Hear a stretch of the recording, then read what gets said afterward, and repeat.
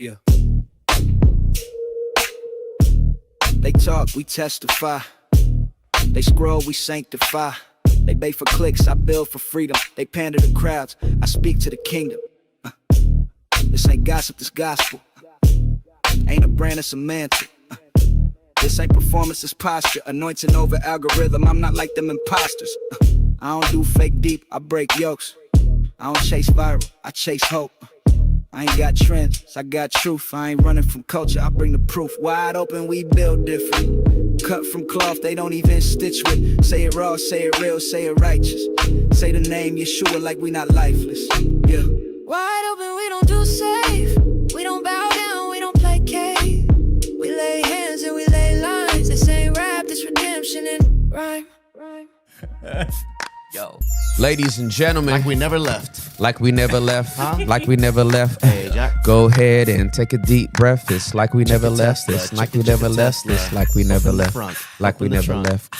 Go ahead and take a deep breath. David, It's what like you we never doing? left. Like we never left. David with the Go phone. ahead and take a deep breath. Check the It's like body. we never left. Check Just the like car. we never left. Call the police. Deep What's breath. going on? Okay. Hector's already talking about our first news story How that we insane want to is cover. this? And you have a Tesla. I mean, I do. and but you're an artist. yeah, I am. You're integral. Yeah, you're yeah. accountable. Yeah. All of I'm that. just double checking. Hey, yeah, Jim. yeah. Like I love you. I trust you. I appreciate it. I'd hide a appreciate body it. for you. Not this one. Yeah, But I'm no. trying to see what's in the Tesla. Yeah, Like absolutely. we never left. Like we never left. Like we never left. Please take a deep breath, Heck. It's like we never left. Like we never left. It's Heck, like we never left. Ladies and gentlemen, welcome to Wide Open. Happy Monday to everybody. It's 9:02 Central Buenos Standard Time. It is dias. 10:02 Eastern Standard Time. It is 7:02 Pacific Standard Time. You are now locked in for the next 3 hours with us. There's nothing you can do about it. I mean, there's something you can do about it. You can leave, right? Like you can literally turn off you do not have to watch the stream, right? Nobody's forcing you to watch the You're stream. welcome to leave. To all of my faithful trolls, you don't have to make a comment. I mean, you can make a comment, but you don't have to, right? You know what I mean? Right. And if when I said trolls, you thought to yourself, who's a troll? It's probably you. Okay. So anyway, I love all of y'all. I hope y'all doing well. I got my hair did. Y'all go ahead and look Looks at good, this, dog. man. A little higher so it can focus. Just look. Right Yeah, there it is. Wow. Amen. Man, to be 50 years old and have this much hair, what are we doing? What a blessing. What are we doing out here? What are we doing out here with this much hair? You know what I'm saying? Like it's just, it is what it is, man. You know, so shout out, man. Shout out. Good morning to everybody. I hope y'all doing well. I hope y'all had a great weekend. Over 70,000 people attended Charlie Kirk's funeral. 1.2 million watched online. Oh, Yeah, it's a lot. that's a lot of people. It's a lot of people. So, hopefully, the Kirk family, as they said their final goodbyes, are able to move forward with their healing process. I don't know what's going to become of the movement he had, but I'm just sensitive to people losing family members. I lost my dad last year, so I feel it on a different level. See, And for those kids I lost my daddy at 49. I didn't lose my dad at 6. You know what I'm saying? Or however old his kids are. I don't know how old they are, but I know they're younger. And he was young. He was 31.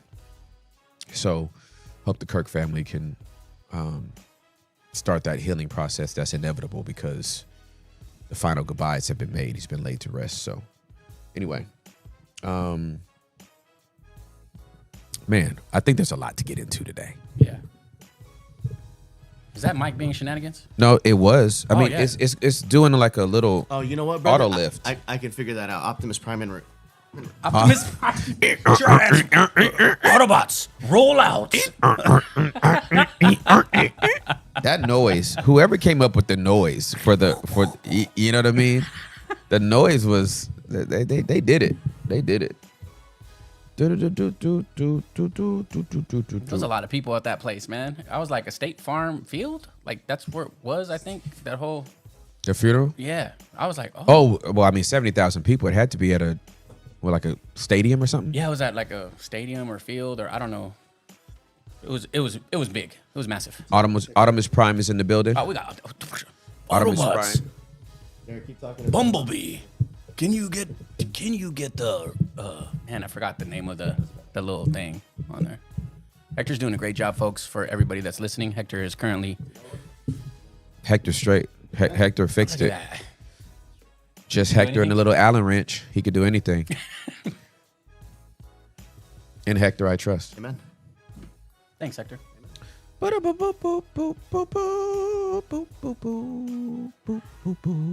right, let's get into some news, okay? Yes. Y'all know what we do in our first hour. We get into some news, whether it's sacred or secular. Come on. We get into some news. David, some artist, we'll read the whole thing, but guy that goes by the name of David reportedly cancels his U.S. tour after a body of a 15-year-old girl is found in his impounded car. Police search home in Hollywood Hills. Can I just say, I'm really big. I'm a literal person, right? And so I like when stuff is literal. And then there's stuff that's just so Captain Obvious that you're just like, no, duh. Okay. Mm-hmm. So this artist cancels his U.S. tour after a body of a 15-year-old girl was found in his impounded car. No, duh. What else can you do? You can't do the tour. You gotta cancel the tour. The body was identified as Celeste Rivas, who had been missing since April 2024. Hold on, bro.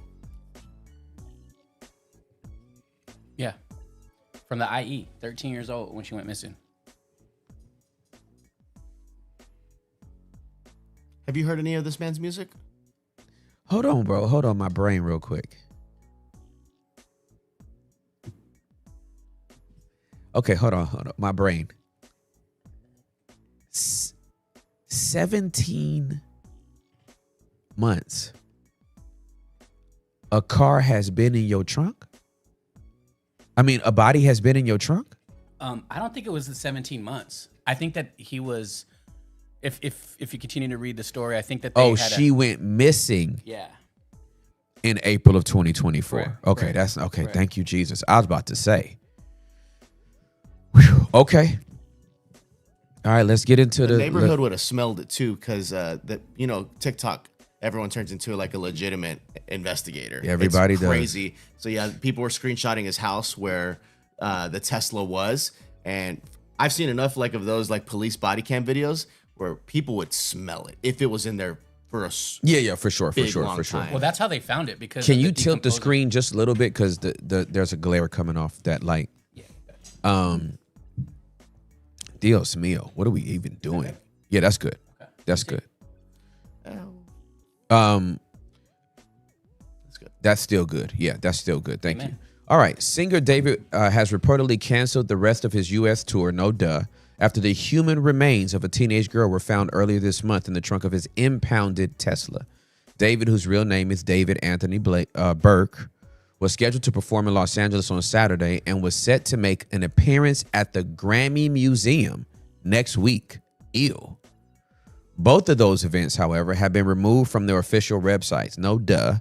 While tickets for David's show in San Francisco on Friday are still on sale, TMZ reported that the singer's team has decided to cancel all remaining dates. No duh. A house in the Hollywood Hills neighborhood of Los Angeles was reportedly searched on Wednesday night as part of an investigation into the human remains that were found in a car that was registered to David. The 15-year-old girl, Celeste Rivas, was identified through forensics on Wednesday, law enforcement told NBC Los Angeles. The cause of death is still unknown, and the Los Angeles County Medical Examiner is working to determine how Rivas died. Look at that, dude. Damn, pound. I mean, my brain. Okay, David is a singer. He's 20 years old, 33 million listeners on Spotify. Whoop-de-whoop, boppity-bop. He's known for hits like Romantic Homicide. That's not a good sign, people. A lot of the lyrics are very creepy in a lot of his songs. You have a hit called Romantic Homicide. And Here With Me. Oh my God. Please help me not to. I crucified the comedian in me right now. This is tragic. Stop playing, Tim. Concentrate. Both of which have over 1 billion streams on Spotify. He was set to conclude his world tour in Los Angeles at the end of September. David was previously unveiled as the face of Crocs and Hollister's Dream Drop collaboration, though the brands removed him from the campaign. No duh, after Revis's remains were found. No duh. Though the artist himself has not made any public statements regarding the case. No duh. Authorities say that he is cooperating with investigators. No duh. Shortly after 12:30 p.m. on September the 8th, LAPD officers responded to Hollywood Toe in North Mansfield Avenue in Los Angeles after someone reported smelling a strong odor coming from his vehicle at the impound lot. A dismembered body, which has since been identified as 15-year-old Revis, was found inside a plastic bag located in the front trunk. The frunk? The frunk of the 2003 Tesla registered in Hempstead, Texas to singer David. Lord have mercy. The Los Angeles Medical Examiner's Office said the corpse was of a woman about 5'2" with black wavy hair and a distinct tattoo on her finger. Revis was wearing a tube top, black leggings, a yellow metal bracelet, and metal stud earrings. David, like Revis, appears to have the same tattoo. The Tesla bearing Texas license plate was towed after it was found abandoned 5 days prior at Bluebird Avenue and Doheny Drive in the Hollywood Hills area, according to police. In the hills, bro. Meanwhile, 1 day after human remains were found in the Tesla, a second body was found in a separate tow yard in South Los Angeles. Family members had filed a missing persons report and reportedly tracked the woman to a scorched Honda Civic at an impound lot on Westgate Avenue. Not related, though. Okay, when the family members wanted to look at the car, the tow yard operator called the Los Angeles Police Department. Investigators arrived at the scene and found the woman's partially burned body in the trunk. Investigators have said they don't believe the Tesla case in Hollywood Hills is related to the Honda Civic case in South Los Angeles. Revis was reported missing in April of 2024 when she disappeared from Lake Elsinore, California, which is located about 70 miles southeast of Los Angeles. Revis's mother told TMZ that she was concerned by the news that the Tesla was registered under the musician's real name because she said Revis had a boyfriend named David. It's a wrap. Get the cell phone records, start pinging homeboy's phone, and then get all the Ring cameras and whatever CCTV footage. It's over. It's a wrap. It's in the Hollywood Hills. It's over. It's a wrap. It's over. A former teacher at Lakeland Lakeland Village High School, where Revis was a student, also told TMZ that Revis had met David on social media. After the medical examiner identified the body as that of Revis, Davis's scheduled Wednesday concert at Showbox Sodu in Seattle, part of his Withered World tour, that's maybe prophetic, was canceled. As of Friday, David's official website still lists his scheduled performance at the Warfield in San Francisco as still taking place on Friday. A GoFundMe was set up early this week by Revis's family to help lay her body to rest. As of Friday afternoon, the fundraiser reached 70% of its $20,000 goal. A Hollywood Hills house was searched on Wednesday night in connection with the discovery of Revis's body. Law enforcement sources told KABC that David had been staying at the home that was searched, while TMZ reported that LAPD homicide detectives walked out of the house with a computer and several evidence bags. Several items of evidence were recovered and will be analyzed by detectives in the coming days. Investigators are following up on several leads. A 20-year-old and a 15-year-old. And here's the lyrics of his most popular song. I'm not sure if you've heard it. It's a real popular. I don't care if how long it takes. Nope. Okay, it's super popular in the Gen Z world. But Okay. here's some of the lyrics. It's a lot of people are breaking it down, saying it's very telling of his character. As we're both getting old, I can't describe what I'm feeling. And all I know is we're going home. So please don't let me go. Please don't let me go. And if it's right, I don't care how long it takes as long as I'm with you. I've got a smile on my face. Save your tears. It'll be okay. All I know is you're here with me. And a lot of people are speculating he's waiting for her to turn 18. That's why the song is written to a minor. Was he going to? I can't do it. That's just he said stuff. Lord have mercy. Makes me nauseous. Again, it's difficult to try to find something uplifting to speak about in a culture. A lot of good stuff. There is some stuff, but Tim has with the vegan food locked in. oh yeah, Casa del Vegano recap or No, I'm talking about the Chinwe. She's bringing the goods to you. Yeah, I mean, listen.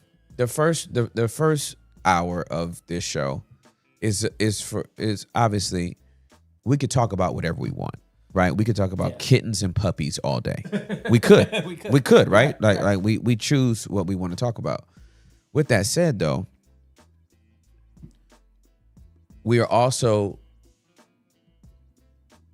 in this hour always trying to help people understand that we are in this world but not of it. right.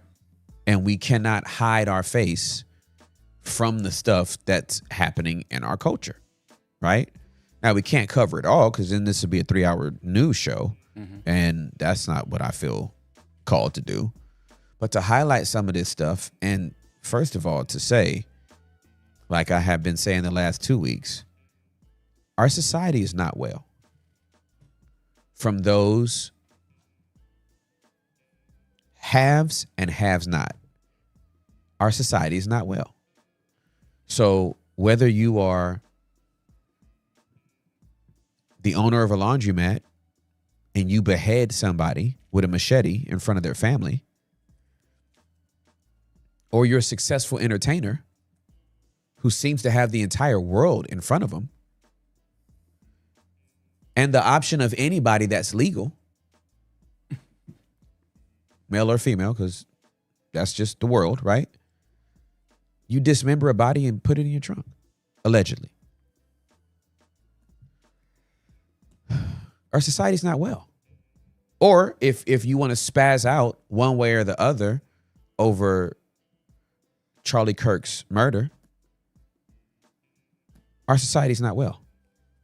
Or if you want to argue about who was supposed to say something about Charlie Kirk's murder on Sunday and who wasn't, or if you said something nice, or if you said something other contrary to that, our society's not well. That's all I'm trying to say. All right, we peer into culture to take the temperature, and then as believers in Yeshua, we come back out to say, what does this mean for an ambassador and a citizen of the kingdom of heaven and a devout follower of Yeshua? How should we navigate these things? Right? Well, obviously, we want to be praying for Celeste's family, the Rivas' family. We want to make sure that as they go through this grief, that the God of all comfort would be with them. And hopefully, if they don't have a relationship with God already, that the tragedy of this situation allows them to know the Prince of Peace in perpetuity. Yeah. Yuck. That's all I got on that. All right. Pivot. We vote with our dollars. People are boycotting Disney and canceling their streaming subscriptions. My. What are you, 2 years ahead of this? No, you're 3 years ahead of this, actually. 3 years on the dot. 3 years ahead of this one. Go watch episode 2 of The Basement, guys. Yeah. It's hilariously. ABC's decision to spin Jimmy Kimmel live has been met with calls to boycott the brand. Many people are pledging to cancel their Disney Plus and Hulu subscriptions in protest, and some are following through. While many people are pledging and some are following through. I catch everything. I catch everything, yo. While past boycotts of Tesla and Target have shown signs of financial impact, it's not clear if the same will be true for Disney. As people online debate cancel culture after Jimmy Kimmel's suspension, some Disney critics are hitting the literal cancel button. Wow. Those angered by Disney-owned ABC's decision to take Kimmel off of the air are turning to a new pressure point to express their anger at the House of Mouse. I didn't even know they called it that. House of Mouse. The House of Mouse. That sounds like a good Canceling their streaming subscriptions. Google searches for cancel Disney Plus and cancel Hulu have spiked in the days since the network's suspension of Kimmel, whose comments about Charlie Kirk's suspected shooter drew threats from FCC chair Brendan Carr. Calls for a boycott against Disney have spread across social media, and some Disney and Hulu subscribers told Business Insider they're putting their money where their mouth is. Gary and Cheryl Anderson called from their honeymoon. The Atlanta-based realtors canceled their Disney's streaming bundle on Thursday over concerns of freedom of speech, Cheryl, 51, said. We don't even watch Jimmy Kimmel at all, Gary, 54, said. Things that are supposed to be thought of as a given as it relates to American life, those things are being constantly trampled down.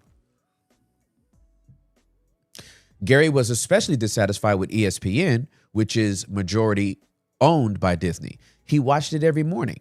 But when Trump was elected, it became a negative way to start my day. Kimmel was their final straw. That's a handsome couple. The Andersons have a long history of boycotts. Gary said that they stopped going to Publix and Papa John's over political issues. We vote with our dollars. And can I just pause right there and say, before another word is said, this is the only way you get the attention of anybody that you are dissatisfied with. Stop patronizing them. Bottom line, you take your money away, they will pay attention to you. If enough people take their money away, they will pay attention to you. Ain't no sense in you having another boycott and picketing, nothing, and going into the street and marching. Take your dollars away, and then they'll be like, I'm sorry, what did you say? March in the streets, they won't even hear you. Take your money away. I'm so sorry, what did you say? Oh my goodness, let us get right on that. Let me stop, and before I read it, maybe I should read the rest of it, then I'll make my comments, okay? They also said they wouldn't be resubscribing, even if ABC, I'm saying all those, even if ABC put Kimmel back on the air. Cheryl quoted Maya Angelou, when someone shows you who they are, believe them. Thank you, Auntie Angela. Does she watch The Basement? David Axe 47 canceled his Disney Plus and Hulu subscription on Wednesday. The Columbia, South Carolina resident is not much of a Kimmel fan. Jimmy Kimmel's not funny, but that's not the point, he told the Business Insider, but was disappointed in Disney's actions. If Disney's going to cave to Trump, then Disney doesn't get my money. It's not a lot of money, but that's the power that I have over Disney, as tiny as it is. My God, out of Zion today. Axe thought it was bad business for Disney too. He's a former Forbes writer who has since moved to Substack. Comedians like Kimmel didn't need Disney and could easily go independent, he said, which is true. Axe said his friends are also canceling their Disney subscriptions. What would get him to resubscribe? Is Disney going to uncancel Jimmy Kimmel? Axe said. Do the right thing. Let a comedian be funny. Business Insider has reached out to Disney for comment on the streaming cancellation and boycott calls. Shay Noble, 38, a Disney superfan from Washington State, told Business Insider that she's planning to cancel her family's Disney and Hulu subscriptions and trips to Disney parks after ABC suspended Kimmel, whom she's a fan of. Disney also owns Hulu. It's just shocking to see freedom of speech be stifled in our country directly from the president. Interesting. Noble said that while she still loves Disney, she's putting her fandom on the back burner to send a message to the company. Boycotts against Target Target and Tesla appear to have made an impact, she said, and she's emboldened by the social media post of other Disney adults doing the same. Our politicians just aren't listening. Corporations aren't listening. I told y'all, they don't listen unless you take your money away. That's what I just said. On Instagram, posts on the topic are filled with comments about how users want to stand for something and boycott all Disney movies. Multiple Reddit threads about canceling Disney Plus have over 1,000 comments. Remember how we sank Target? Let's show Disney and its affiliates too, one Instagram commenter wrote. Some social media users said that Disney Plus's cancellation page crashed the day after the Kimmel announcement. Wow. Others posted proof of their cancellations using an optional text box for the reason behind the decisions as an opportunity to speak out against Disney. One ex-user wrote that they canceled because the company caved to MAGA. Another said they wrote Jimmy Kimmel, quote unquote. Oh, they're actually showing, okay, your subscription has been canceled. They're showing the receipts that they actually canceled it. That's crazy. Actor Tatiana Maslany, who starred in Disney's She-Hulk, Attorney at Law, urged her 512,000 followers on Instagram to cancel your Disney Plus, Hulu, ESPN subscriptions. The chatter online has also translated to an increase in people Googling instruction on how to do so, even as many conservatives, including Trump, praise the decision to suspend Kimmel. Search volume for cancel Disney Plus, quote unquote, search volume for cancel Disney Plus reached a hit of a 12-month high at 9 p.m. on Thursday, according to Google Trends, and continues to be elevated. Terms like boycott Disney Plus and boycott Disney are also listed as breakout searches on Google. Searches for cancel Hulu also soared per Google Trends. And then it shows the trends, man. They showing receipts for everything. Boycotts may go beyond streaming. This isn't the first time Disney has faced backlash and boycott calls.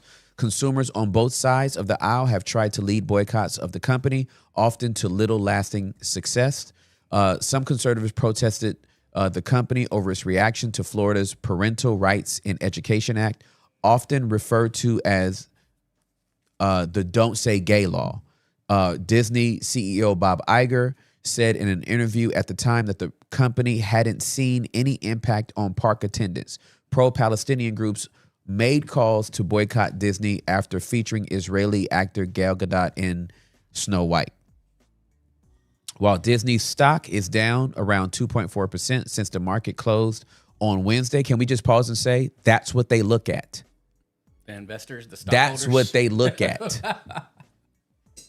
It's down 2.4% since the market closed on Wednesday, the day ABC announced Kimmel's suspension. It's not clear yet if the boycott calls will have a material impact on the business. The boycott calls could extend beyond digital subscription cancellation and into Disney's physical offerings. A protest organized by the Writers Guild of America, West, drew hundreds of picketers outside of Disney Studios on Thursday, leading the company to eventually close its main studio gate. Noble's annual pass to Disney World is up for renewal. She said she was already on the fence about renewing it, she said, and the Kimmel suspension made her decision not to renew an easy one. She said her husband, a fellow Disney fan, is also planning on letting his lapse when it's up in May. Instead, Noble said she and her family may visit Universal Parks, Six Flags, or Greece. The fact that it was lumped in with amusement parks is crazy. The country of Greece is okay. We might just have to start doing more grown-up trips. Not all Disney fans are on the boycott train. Lucas Lozano of San Antonio, 32, said he loves Kimmel, but his affinity to Disney runs deeper. He believes the company is playing it safe to appease the FCC, though he expects the late-night host to eventually return from his suspension after making an apology. Either way, Lozano, who said he had his honeymoon at the Disney parks, won't fall out of love with Disney. Not really anything would change my fandom. Okay. Thank you, Mr. Lozano. All right, everybody. I want to poll. Who's canceling Disney? Let's go. That's what I want to know. Who is canceling Disney? Go. Are you canceling or are you staying? There's no right or wrong answer. You know what I'm saying? I don't have a Disney subscription, but I'm just saying it's not right or wrong. Your salvation don't depend on it. But I want to poll who I want to know who has never had a Disney subscription, who's canceled their Disney subscription, who's keeping their Disney subscription. Mm-hmm. That's how I want that to go. Mm-hmm.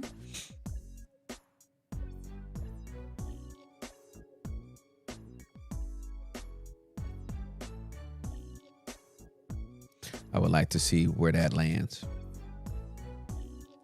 We got the poll going down right now. Poll going down right now. Hey. Disney owns ESPN too, right? Yeah, they do. Okay, just curious. Thugging it out. They do. Disney playing Pac-Man with these with these and Disney just went into this crazy lucrative partnership with WWE. Yes, they did.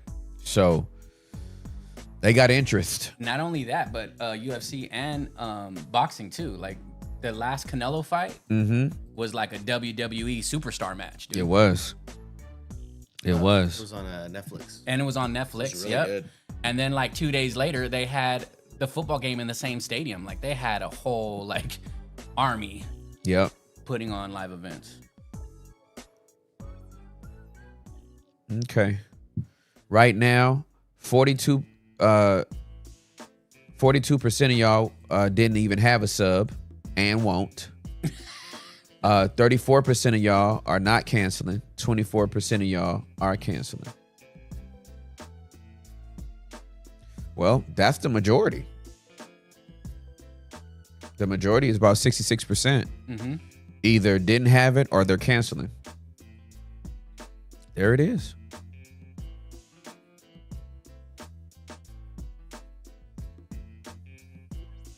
Well, listen. You know, I canceled mine a while back, and again, if enough people do it, they will come back and listen because they like their money.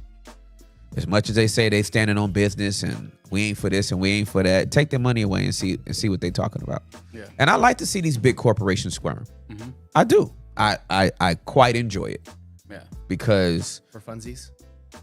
for off principle, because Hector. We gotta watch it, like just a pinch. Okay, go ahead. All right, so let me Set it up. set it up. All right, so the second episode of The Basement ever filmed at Embassy City in Irving, Texas, right on the edge of Las Colinas. Beautiful neighborhood. Grass is always cut right. Tim and Juliet had this place spotless, Jackster. It was a beautiful green room, nice water, and I miss it already. We filmed the second episode, and the title is Christians, semicolon. Or is semicolon the one with the two dots or the dot with the little slash at the bottom? It's the two dots. The two Colon, dots. right? Oh, that's a colon. That's a semicolon or Yeah, a colon? and then the dot with the little Comma. thing, Dash. that's a semicolon. That's a semicolon. Okay. Yep. Christians, colon cancer. Let's talk abortion, Disney, and all the smoke. This is the first time ever Tim talks about this. This is exactly 3 years ago. Unbelievable. The basement. You are in the basement with Tim Ross. This is the OG, dude.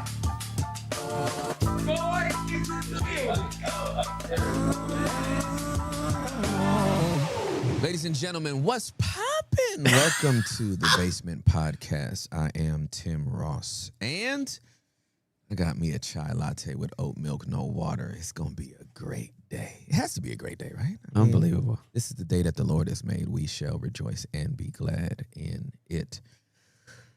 I'm going to skip through just to see if we can find the Disney part. Yeah, for sure. All right. So I knew it, but then when he told me, it just didn't register. All the people that have come after Disney, you got all kinds. You got straight people and gay people and bi people and tri people and pansexual people and asexual people. It's a bunch of people living their life. They made a movie. They wanted to put some gay characters in it. And they got tired to alluding Buzz to Lightyear. That's what we're talking about. like they did in other ones, like Luca, right? It's kind of suspect gay. And then when they did Beauty and the Beast and tried to tell us, hey, that guy actually is into this dude, but that's as far as we're going to go. It's 2022. They're like, you know what, fam? We about to make these chicks kiss, right? They're going to say, I do, and it's going to be lovely. They're going to raise a child. It's going to be beautiful. Okay, that's where we are. All right? Christian America, everybody, are we all good? This is where we are. The cartoons are now kissing. Same sex, different sex, hetero, homo. It's all out there. It's all legal. What is my response? My response is I'm not going to give them my $14.32 or $32. And there you have it on July 13th, 2022. Unbelievable. And since we were a month ahead, this probably was middle of June that we filmed that. But Yeah. that was 3 years ago, brother. Unbelievable. Well, I mean, listen, that was the second episode of all time. The second episode of all time. And again, I am the type of person that if I don't like the way you moving, I just won't entertain you with my dollars, with my views, with my nothing. When I see stuff come up on YouTube, that's the only, again, I'm on YouTube, right? But I'm not on any other social media. YouTube is technically social media, but it's not, we don't see it in the same way, right? Yeah. But if I'm scrolling through YouTube and I see content I don't like, not interested. Yes. Yeah, remove that. Yes. I just remove it. I never have to see it again. I've seen comment pop up about me, like, which is always weird. You know what I mean? I'm like looking for something, and then all of a sudden, Tim Ross is a clown, or Tim Ross is stupid, or Tim Ross is a false prophet. Not interested. I don't go listen to, I wonder what they're saying about me. You're entitled to your opinion. Yeah. It's a huge world out here. What am I supposed to do?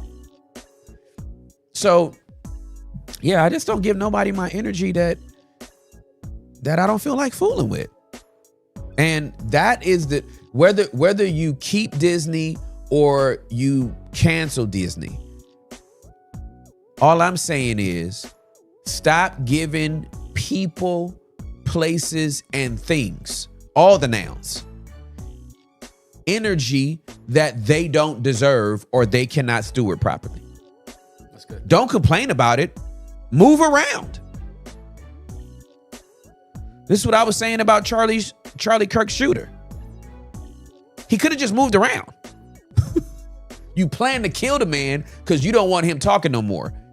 That wasn't your place to do, right? So, homie should get the death penalty. The end. But move around. All right, with over 310 votes in, we are firm that 47% of y'all didn't even have Disney. 22% of y'all are canceling. 31% is like, I'm keeping this. I got to see Star Wars. Star Wars. That's what people are saying in the chat. Oh, like, okay. They got to see Star Wars. They're like Star Wars. Hey, salute. Yeah. Whatever. And here's the thing. Just because you have a Disney subscription doesn't mean you align with everything Disney. This is what I wish people, this is what I wish we could hold attention of. Okay, you want to watch Star Wars. That don't mean you agree with all the other reckless stuff Disney does. Correct. Right? Yeah. I wish some people would have been honest enough to say that about Charlie when he died. Mm-hmm. That, hey, I agree with some of the stuff he said, but some other stuff he said was a little reckless. Yeah. But the way some of these people's revisionist history are, you would think he was reading the I Have a Dream speech every college campus he went on. And we know that ain't the case. And in their defense, Star Wars wasn't Disney. Like, Disney purchased the franchise after the fact. Like, we grew up on Star Wars. It was That's Lucasfilms. exactly right. Yeah.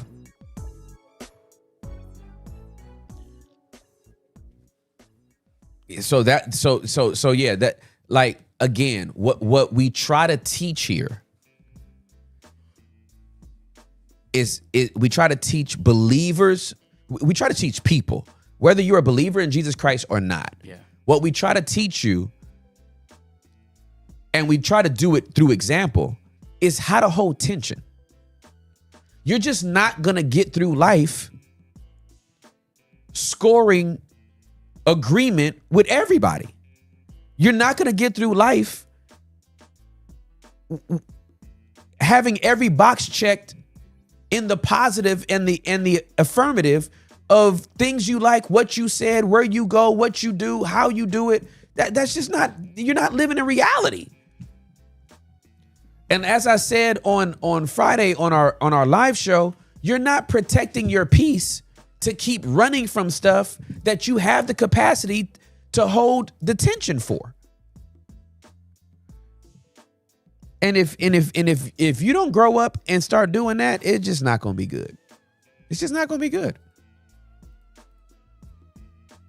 Oh, wow, that was kind of quick. Yeah, New York Post dropped this yesterday. Okay, so Jimmy Kimmel in talks with Disney execs to negotiate return of late night show. Interesting. Jimmy Kimmel and Disney are in talks to put his late night show back on the air. The comedian's business and legal representatives are in deep discussions with Disney and ABC, trying to hammer out a compromise that would allow Jimmy Kimmel Live to resume its 23rd season. I didn't know that man been doing this for 23 years. Pretty crazy. My God.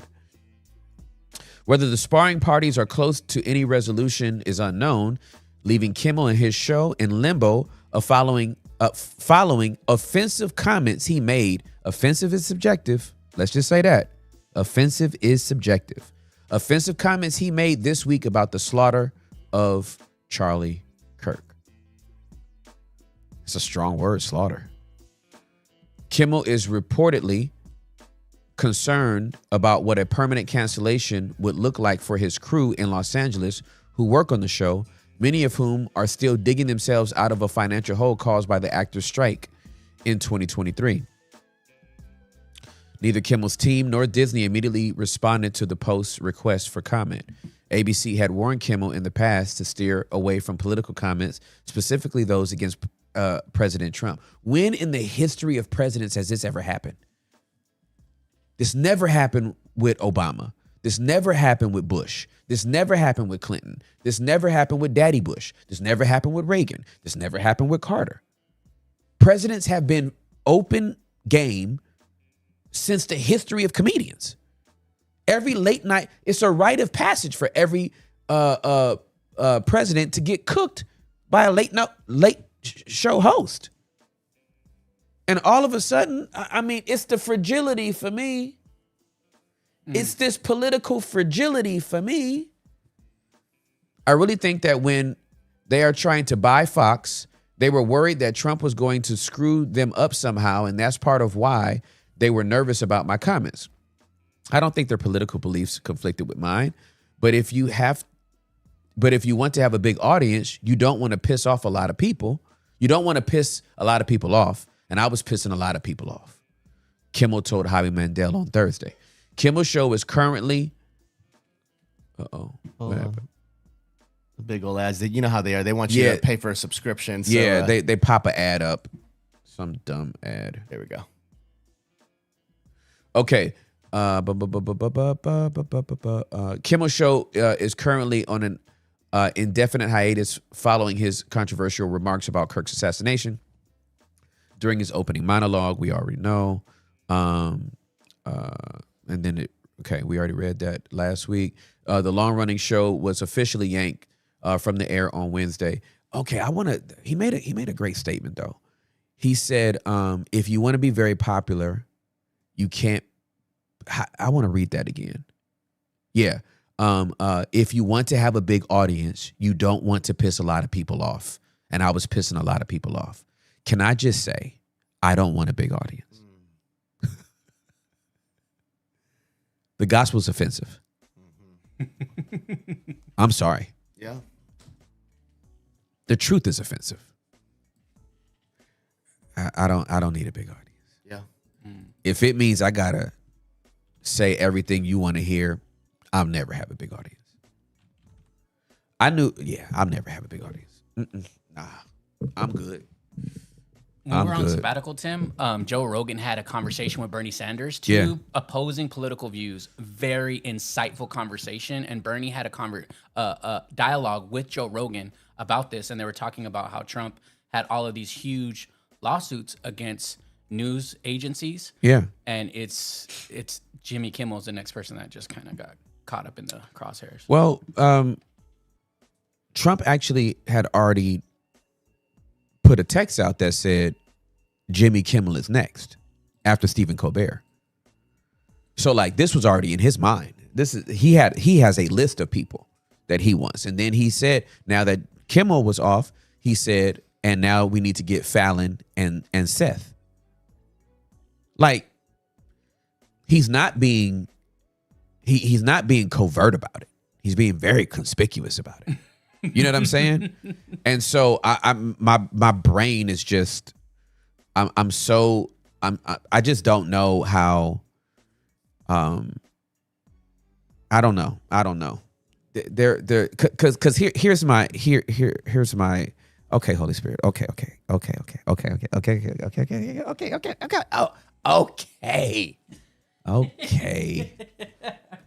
All right.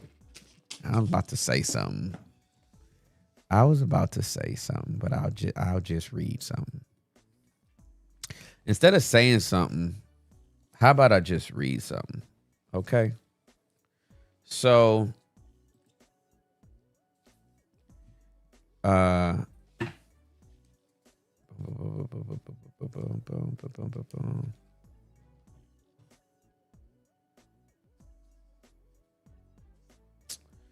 okay.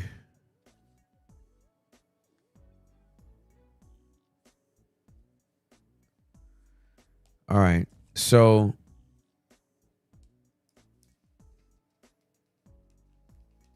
this is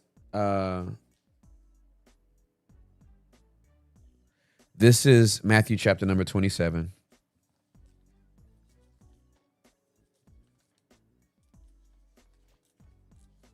Matthew chapter number 27. I could read a lot here, but I'm gonna just go to verse 41. This is Matthew's account of Jesus' crucifixion. Okay. He's nailed to the stake. He's been stripped. The crown of thorns has been placed, jabbed, dug into his skull. They've already gambled over his clothes. Verse 41. Likewise, the ruling Kohanim, the priest, along with the Torah scholars and elders, were also mocking him. He saved others, they were saying, but he can't save himself. He's the king of Israel. Let him come down now from the stake and we'll believe him. He trusts in God. Let God rescue him now if he wants him. For he said, I am Ben Elohim, son of God. Even the outlaws who were executed with him were ridiculing him in the same way. The other guys that were crucified alongside Christ, because it was more than three, just so everybody knows that, it wasn't three people being crucified that day. Crucifixions were en masse, okay? Just the ones that were to directly, I suppose, to his left and right is when we talk about the thieves next to him. But there were other people being crucified too. And while they're dying for whatever crimes they committed, they're clowning Jesus. Okay? So everybody's mocking Yeshua. What is Yeshua's response?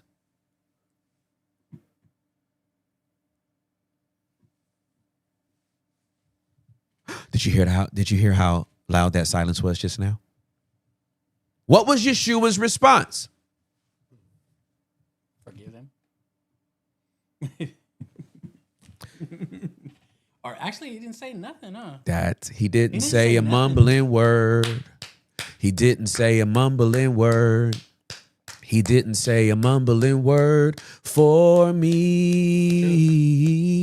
One day when I was lost, he died upon the cross. And I know it was the blood for me. Y'all better read this Bible again. Because technically that was a prayer, right? Y'all better read this Bible again.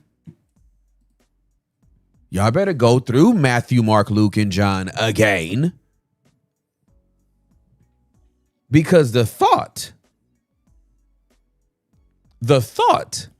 that can't nobody talk about you without there being severe consequences is the most antithetical thing to Christianity of all time. Jesus literally said, in the same way they did me, they will do you. They've persecuted me, they will persecute you. They reviled me, they'll revile you. And all of a sudden you're getting reviled and now you're defensive? Oh, but you godly though. You a Christian though. You a Christian though? You're a believer in Yeshua? And he let these people defame him and didn't say nothing back to him? Oh, but you got to clap back? There'll be consequences if you talk about me? Get out of here, man. Y'all better get back in this book.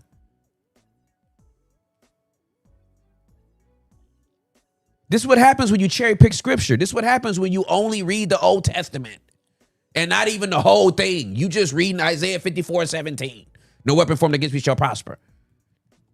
You only read Psalm 23. You only read Jeremiah 23:11. You only read Ephesians 2:10. You don't know nothing about the whole counsel of the word of God because you don't read the whole thing. You better get back in this book.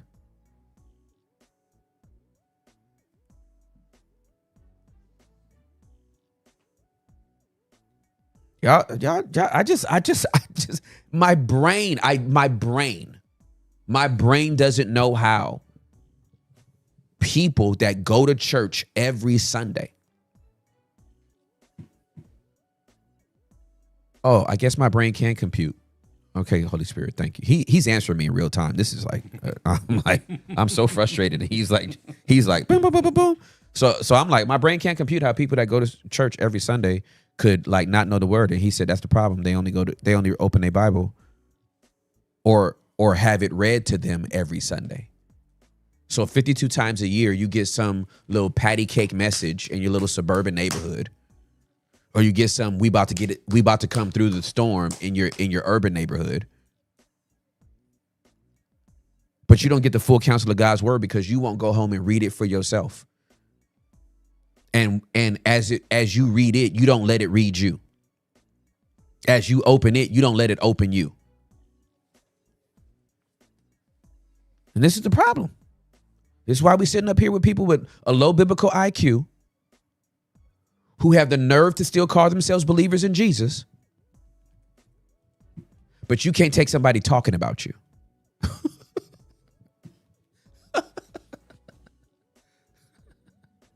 We have a team that moderates our chat when people start popping off. The only reason why we mute them is so it won't be a distraction to the community that is with us every single day. The reason why we mute trolls is not because they're saying something bad about me. I hear what they say. I know they think I'm a false prophet. I know they think I'm a false teacher. I know they still mad I haven't apologized for calling Jesus a stripper. I know they still mad that I haven't apologized for using strong language. That's not the reason why we mute them.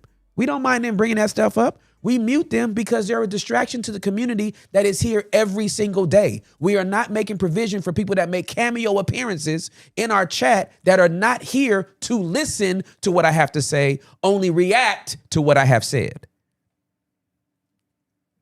Now, y'all got me on one in a different way today. We 7 minutes from opening up the phone lines. If you got something to say, call in. It's amazing that you will make the comment, but you won't call in.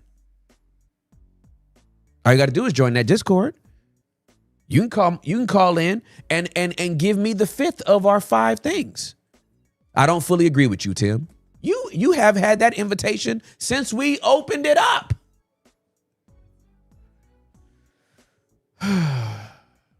But you don't want to do that. You want to make your comment and walk away.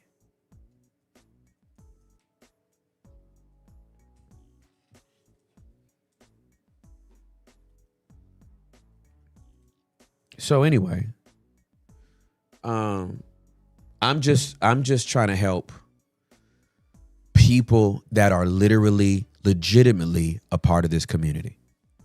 The type of people that will literally pull up for a vegan restaurant in Dallas when they don't even live in the state.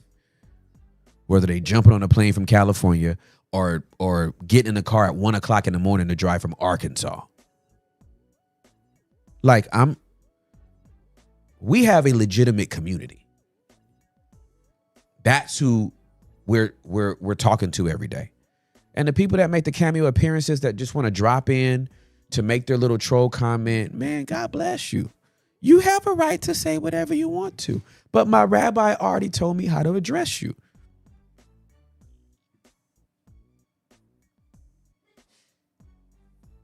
Bless you. My rabbi told me how to address y'all. Like it's not that hard. I'll give you Bible for it just in case you missed it or you didn't get it or you forgot it. But Proverbs 18:17.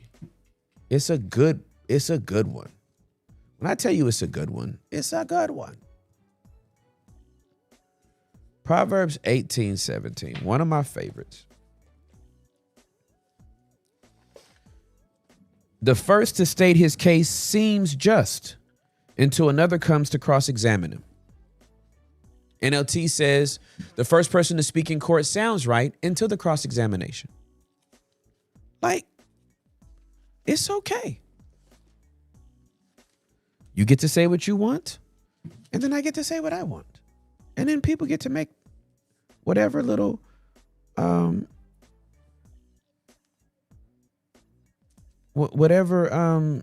decision they want to make after that. And then here's another one I want to give you. This is Proverbs 26, one of my favorites. Hey, this will help everybody. I promise you what I'm about to read you will help you. Ooh, this will help you for real, for real. Okay. Is it 26:4? Proverbs 26, verse number 4 and verse number 5.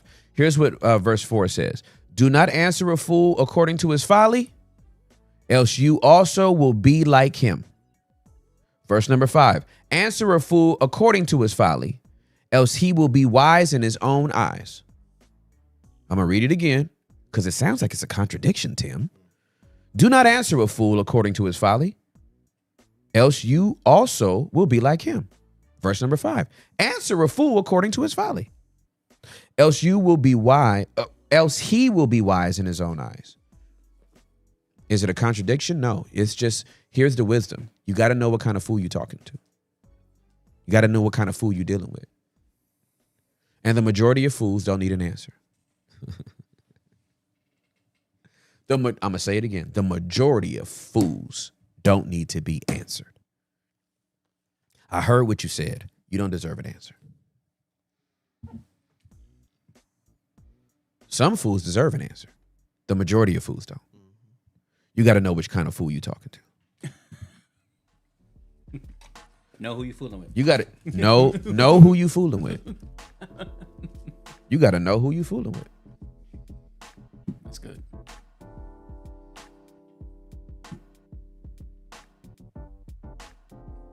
So, yeah. Well, that felt good. I feel good about my life on this Monday morning, the year of our Lord, September 22nd, 2025.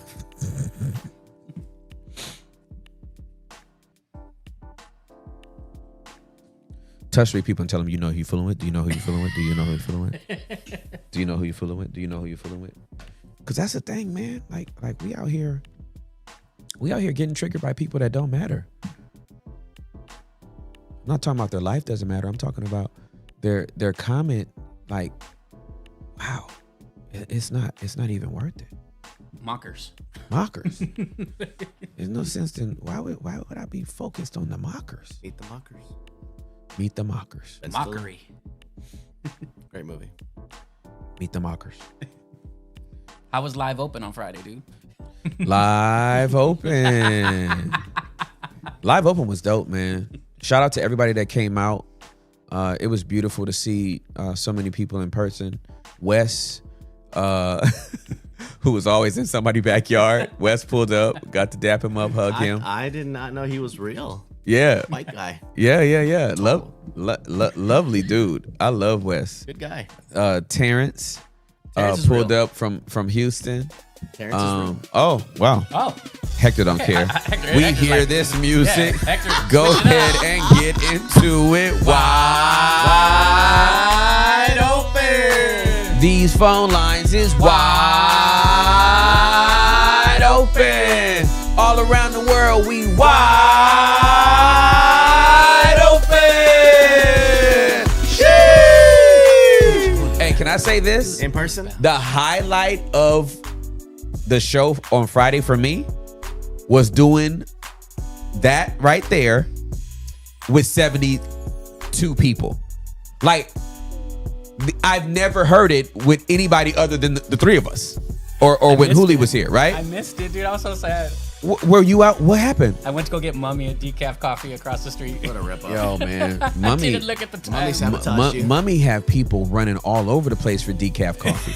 I offered because she shows so much love here, but I didn't look at the time. I should have looked Bro, at the time. 72 people did it in unison. It was- and then at least 70% of them did the sheesh. Like, so I'm like, oh my God, y'all be doing this at home? We gotta do more live events, bro. We do. I know you're Live open. introverted. I know you love your schedule. I think it's time. Tim. That was the truth, bro. I That- yeah. I loved it. I did love it. So yeah. We will. I'm down. We just got to get the audio right.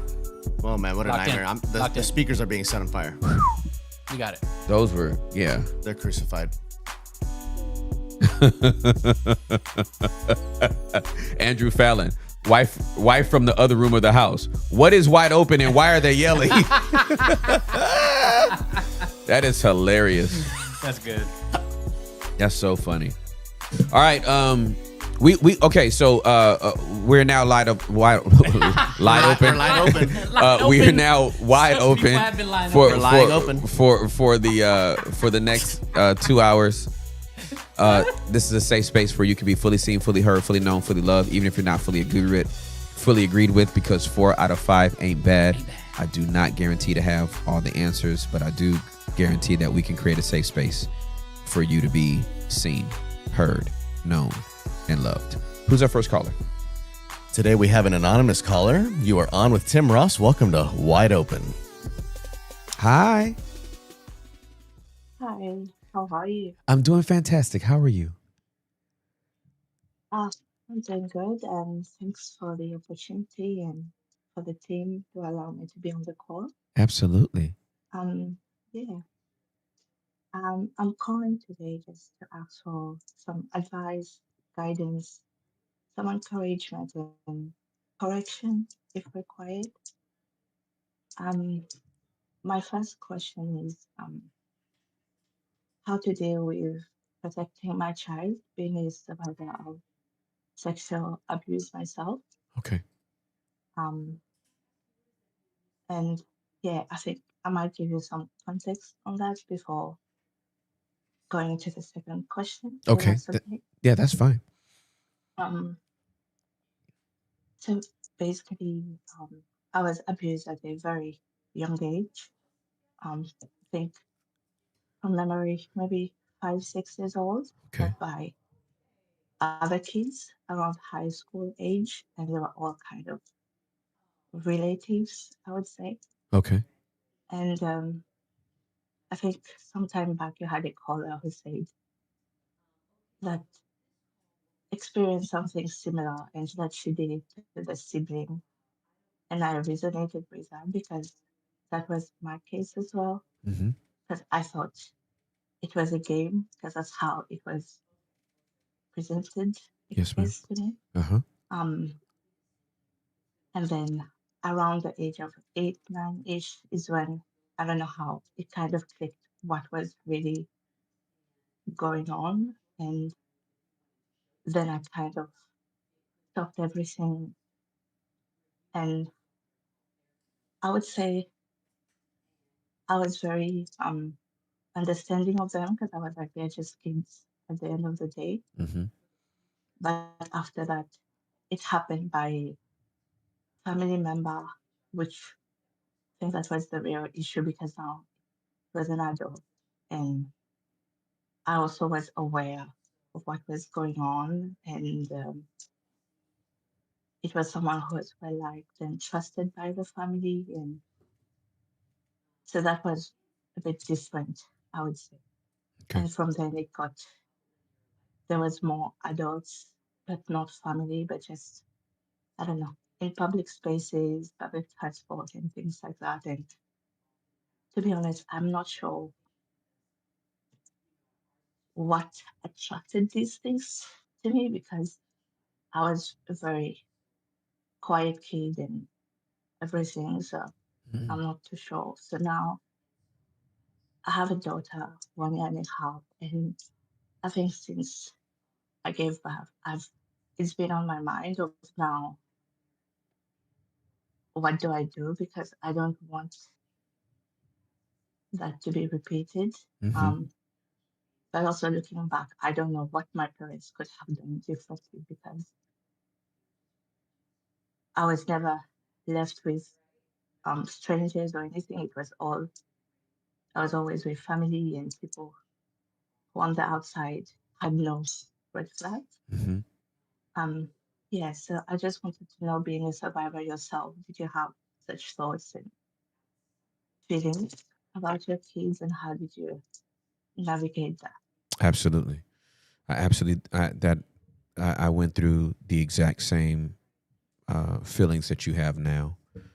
I appreciate you being vulnerable enough to share your story with me and with us. You were not the first to go through this. There are millions of adults who were abused as children, who then have children, and a whole new series of emotions comes up, even though they felt like they dealt with it or they've been managing okay. When they see their child, there is a whole new list of emotions and issues to address. When those fears came up for me, what I had to do was go to therapy, process the feelings I was having. I had to really specifically locate where my fear was coming from in relation to what I had been through. If there were any lies that I was believing at the time that was informing how I was feeling, and if there was any truth that was informing what I was feeling. Because what I did not want to do, and what I know you don't want to do, is swing to the extreme of being so overprotective that your daughter is almost imprisoned because of the projection of your fear. And so with my children, after I addressed what was going on in me, I had conversations with Juliet, and we were clear on the people that we trusted, that we put our faith in, to be around our children. My kids have never spent the night over anyone else's house. I think that would have been a rule had I not been abused. Okay, like that's just, people are different in how they parent their kids. And Juliet and I are disciple makers, and we know the culture that we have in our house. And we do not, there are very few people that we would trust the culture of their house for our kids to spend the night or stay multiple days in another person's environment. Few people, but not a lot. And so I think for you, eh, you I'm glad you brought it to me, but it's definitely something that you need to process and articulate and put into words, because you need to be able to name those fears. Like, you want to get the why behind, okay, this is all coming up for me. What am I actually afraid of? Why am I afraid of it? And is there a legitimate reason to be afraid? Right? Mhm. Once you answer all those questions, subsequent to that, what you want to do is just curate that list of people. It might be a very, very short list. Who do I trust my daughter with? And once you make that list, don't apologize for the list being whatever it is. If it's three people on that list and the fourth person is like, oh, you don't trust me? No, I don't. Right? My list is three Yeah. people and you're the fourth person, and I love you and my daughter. No, no, my daughter wouldn't be with you. So I hope that's helpful. Um, it is. I think it's good to have some direction. Yeah. Because it's not a topic that's very accepted to talk with in the community. So thank you for that. You're welcome. Yeah. Absolutely. At least I have some guidelines on how to approach things. Absolutely. For sure. Mhm. Um, Now to my second question. And It's gonna be a bit long. I'm so sorry to interrupt, Um, sister. Is it okay for you to just speak up a yeah. little bit more? It was kind of hard to hear for the chat. You could bring it closer to Oh, you, okay. and you're still anonymous, so they won't see you, but just so that they can hear you a little bit better. Okay. Sorry about that. No, you're good. Okay. Um, so is that better now? Yeah, it's a little bit better. Let's see what happens. Okay. My second question is basically how to feel safe and trust again in my marriage after a season of continuous hurt. So just a bit of background. It's a bit of a long background. Sorry. No worries. Take your time. Um, so I was like parentified very young, looked after my siblings from very, very young. Brought up with a strong sense of always caring for others, and we didn't have much money, but we were always helping others, um, cleaning the house, painting in any way we could, I would say. Mm-hmm. And I don't know, from young, I always wanted to change our situation and change our family situation. I just felt that strongly in me. And I think to some extent, I've done a lot of things that I'm the first to do in the family, but that required me also to be very strong and grown and mature from a very early age. Mm-hmm. Um,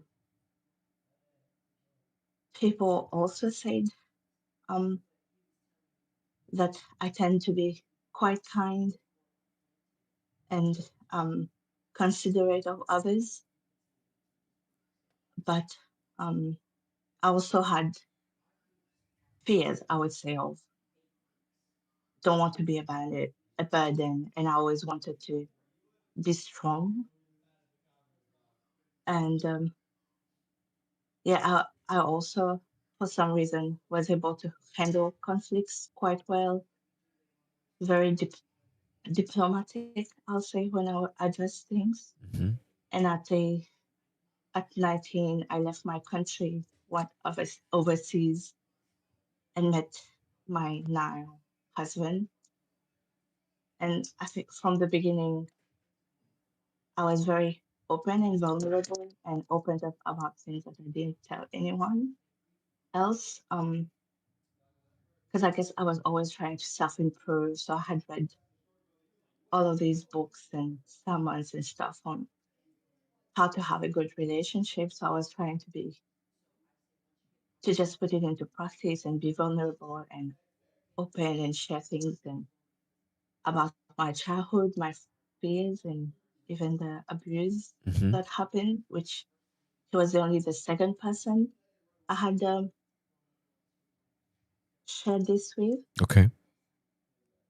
Um, think things went well and we got married, and then shortly after the sister moved in, and then there was a distance that happened. He became very distant. We didn't talk much and stuff. And then when I tried to address it, at that time I was pregnant with my daughter, and he basically said that I was not being. He felt unloved and not appreciated, and he was. And then when I asked for more details, it was that yeah, I always have something bad to say about what he's doing. Mm. And to be to give you a fair assessment of things, basically at that point in time, I had just started to be a bit more vocal about things that I didn't like, which I was not doing much before. I just felt safe and I think comfortable to do so. Mm-hmm. But I was still being very appreciative of the good, but I was just now started being more vocal about what I didn't like. Mm-hmm. And he was equating the two as the same things. Like Mm. me being vocal about that means I'm not appreciating anything, and that he's thinking about leaving. Um, and I think at that time being pregnant,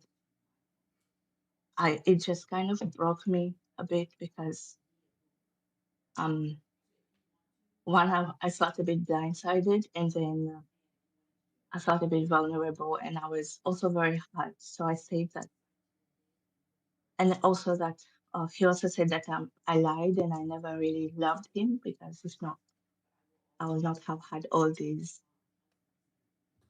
remarks or complaint and stuff. And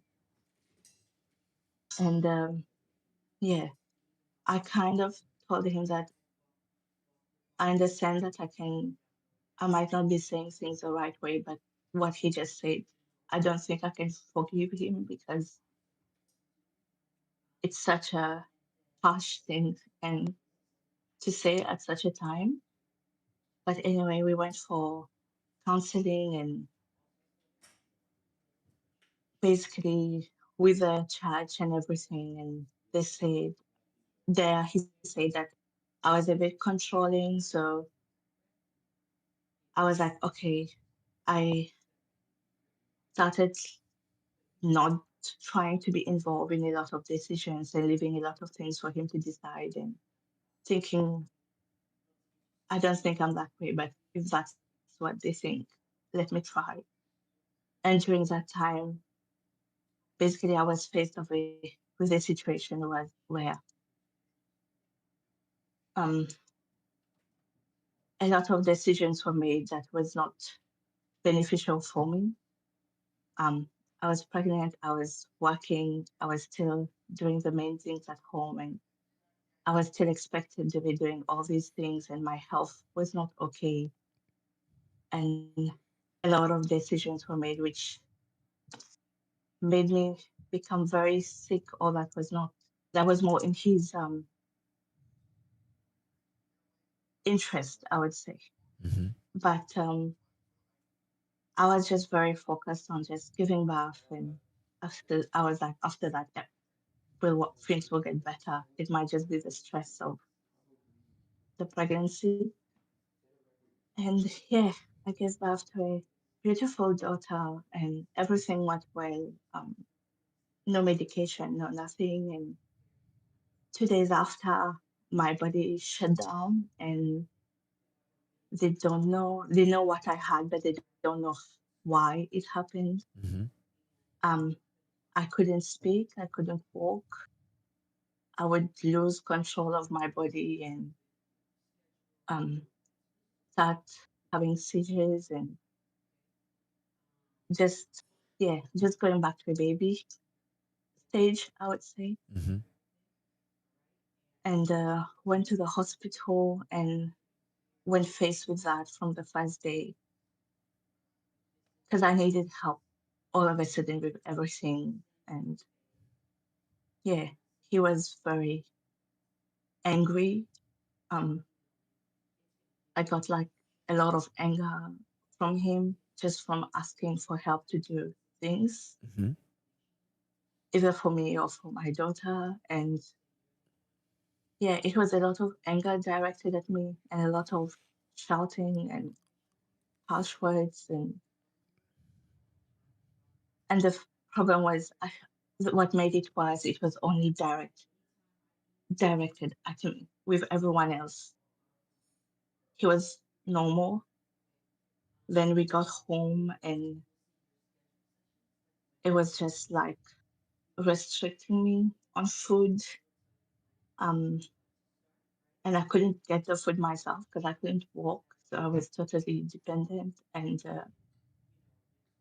yeah, he was like, oh, he still wants to be, I don't know, attracted to me. And so I can be eating too much. And with my condition with the seizures, I needed the extra food. And I was, and also to recover. And the doctors, I was following treatment like physio, speech therapy, and all that. And they had certain guidelines on how to try and help me. But he didn't want to follow what they were saying. He wanted to, because I needed someone to help me do the exercises at home. And he would do it in a way that was causing me harm. And he would not listen and be like, no, that's how we are doing it.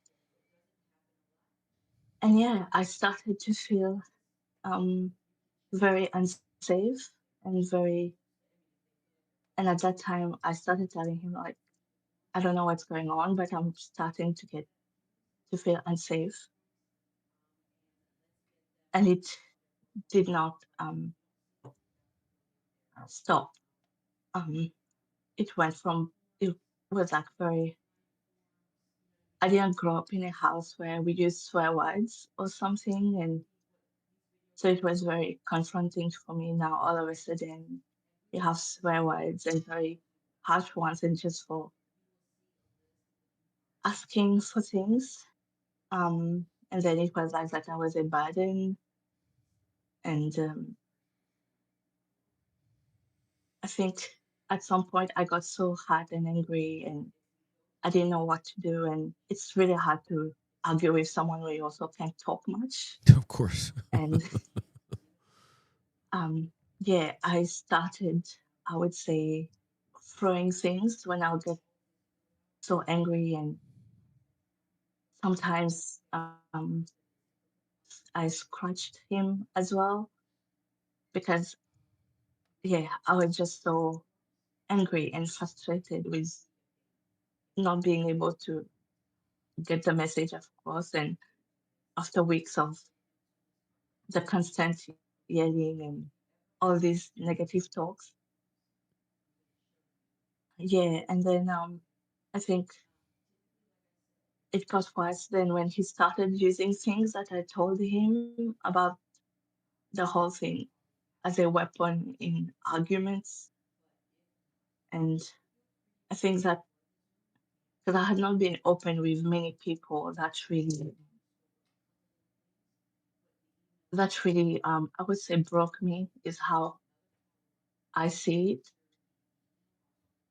Um we eventually went back to therapy to try and work things out, but I stopped it because it became a when we go there, he's not truthful about what's happening. And then when we come back home, things that I said there are against used in arguments and everything is twisted. For example, if he's told not to use swear words or not to call me names, he will come and then now start phrasing it as a question. It's like, oh, I didn't call you a bitch. I just told you were acting like one. It was always ways to go around the guidelines to still do the same things. Hmm. Um, I think so. Then I say that it's not working, and every time he'll be doing something that I did not like. Um, he never. I think it was very humiliating for me that I had to explain why it was wrong and why it was not right and all these things. And then now we're in a situation where, because I didn't feel listened to, and one day I kind of, when he was yelling and saying things, I kind of did the same thing and said the same things. And then he was immediately like, I'm not going to let you talk to me like that. This is not right and this is wrong. And I don't know, I think something clicked in me that, so it is known that it's wrong and you know that it's wrong. And I also felt bad in that moment. And the problem now is that I've started, whatever he does, I'll just give it back the same, because I was like, that's the only method that's worked all this time, is if I tell you this is wrong, it doesn't get through. But if I do the same thing, then all of a sudden, okay, nothing changes, but at least I get that acknowledgement that this is wrong and this is not done. Yeah, so after that, things have reduced, but now I've become someone very fearful of things, fearful to be vulnerable and show affection and be nice.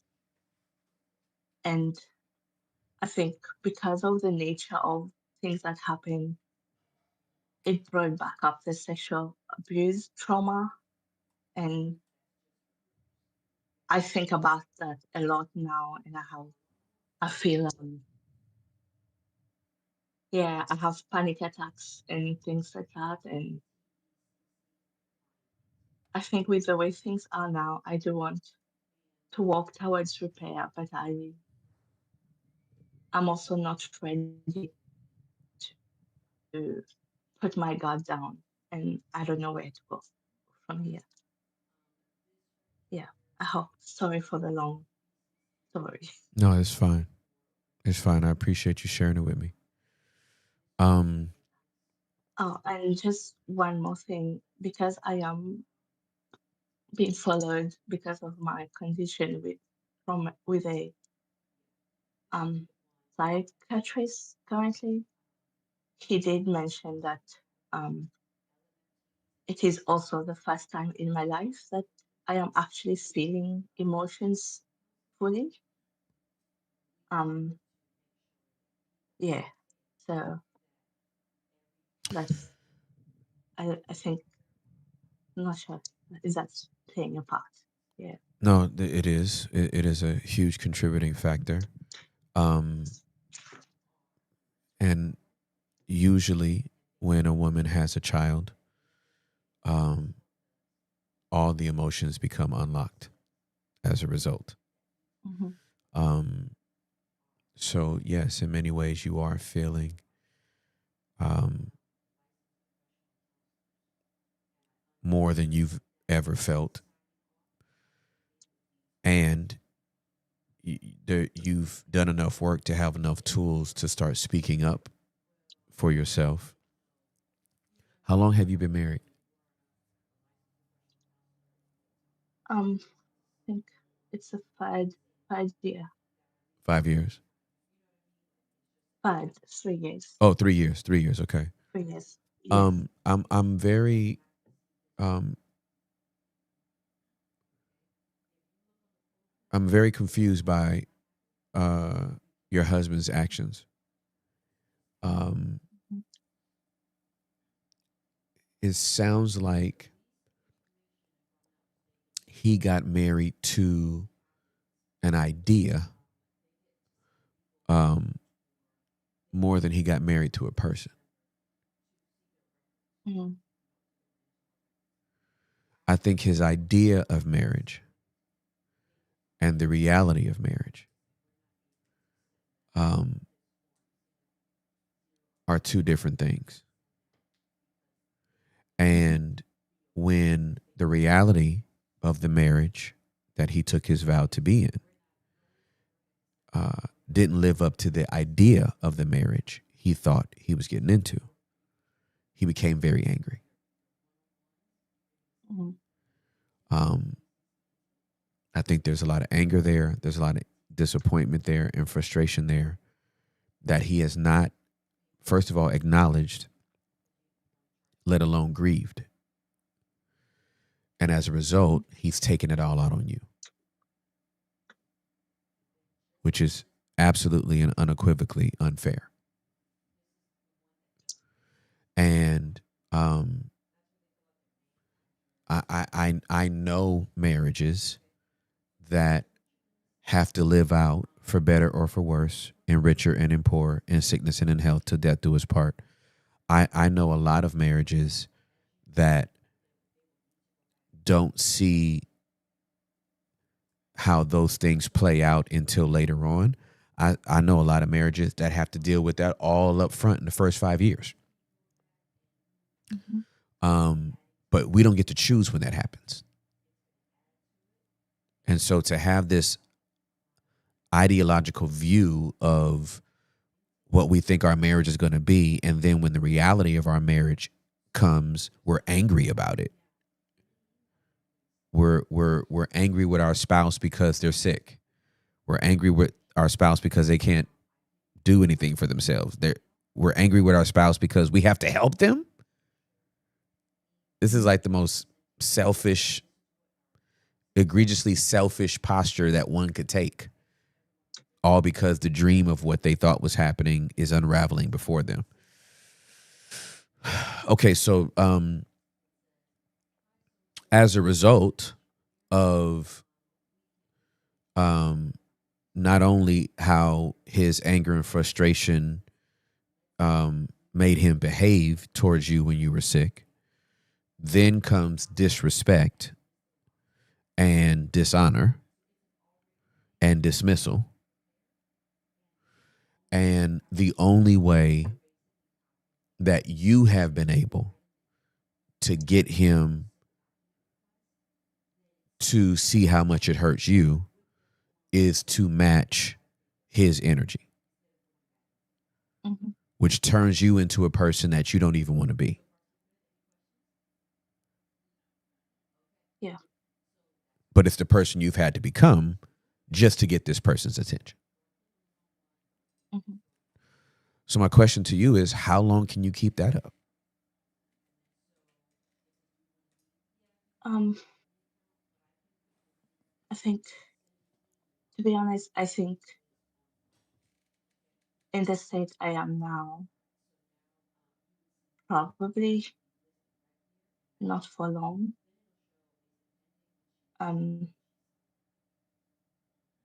Yeah, and I think it's also changed my view that now I see being kind and being nice and all these things as weak and bad.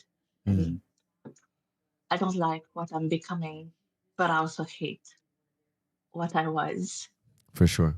So it's yeah. Yeah. I'm not sure for how long. Probably not long. Okay. I think my daughter has given me a lot of strength. So yeah. Yeah, I think it would be I think it would be good for you to ask your husband a couple of questions. One of the questions I would ask him is, it seems like our marriage is a disappointment to you, which is more of an observation than a question. But I would ask him specifically that question.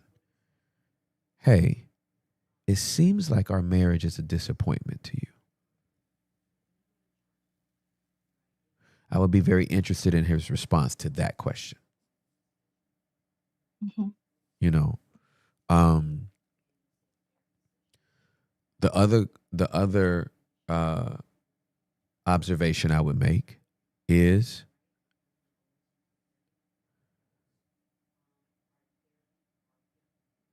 it seems like you don't want to be married to me anymore.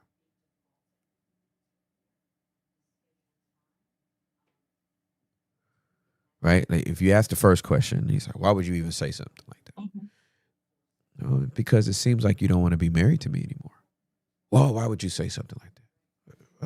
Okay, now we can elaborate, right? Well, the way you treat me. This is not the way you treated me before I got married. Mm-hmm. You never cussed me out and disrespected me and did all the stuff that you're doing now. So I mean, unless he was treating you like that and you married him anyway. No, I think that's why it was a shock to my system because even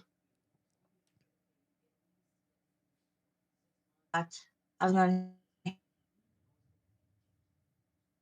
him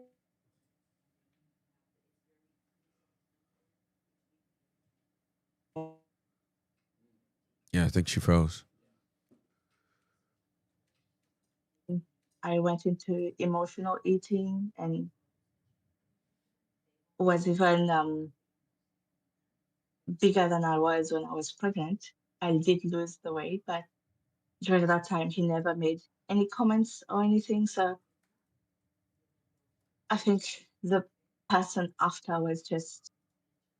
it was just a complete shock to my system, I would say. Yeah, for sure. Yeah, and so I would and when you ask this question, when you ask these questions, you have to be in a place emotionally where you're regulated so you can just be okay with whatever answers you receive, right? And Mm-hmm. um if I get those two questions answered, whether it's in the positive or the negative, I get a lot of information. Mm-hmm. And I think my third question would be, um, do you think it's impossible for us to have a great marriage? Mm-hmm. You know, he's going to therapy, but he ain't checking for the therapy, Mm-hmm. right? I would respect him more if he just said, "I'm not going with you," than to sit up in there and then walk out and not do none of it or do the opposite of everything that we just went through, right? That's a waste of your Mm-hmm. time. That's a waste of a therapist's time. It's a waste of his time. Mm-hmm. So I would ask those three questions. I think you can get a lot answered if you would ask those three questions specifically the way that I asked them, Okay. because I think I think you deserve to know, and he deserves to know, and be given the opportunity to just tell the truth about where he stands. Mm-hmm. If this not the way you saw your marriage starting out, bro, say that. But Mm-hmm. let's not act like you did this on purpose or Yeah. that somehow you're at fault. To give birth is to do something beautiful and tragic at the same time. And what happens to a woman's bodies, physically, physiologically, emotionally, spiritually, all the leads is something that we as husbands have to be able to navigate. It's a part of this process. And it seems like this man just wants like the best case scenario for everything, and when he doesn't get it, he throws a tantrum like a 7-year-old. Mm.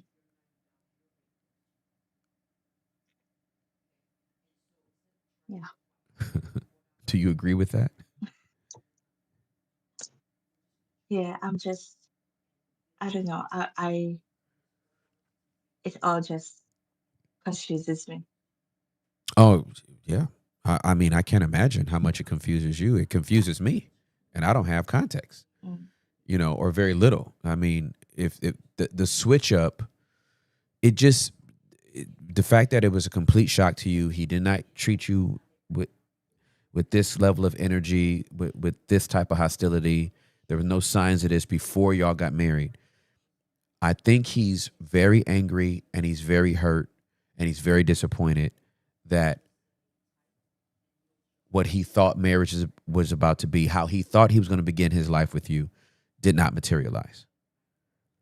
Mhm. And he needs to grieve that and lament that and work through that. When I got married to Juliet, within, I guess, 2 years, 2.5 years, 3 years of our marriage, I realized, well, she realized too, it's not like it was one-sided, but I realized I was not getting the woman I thought I was marrying.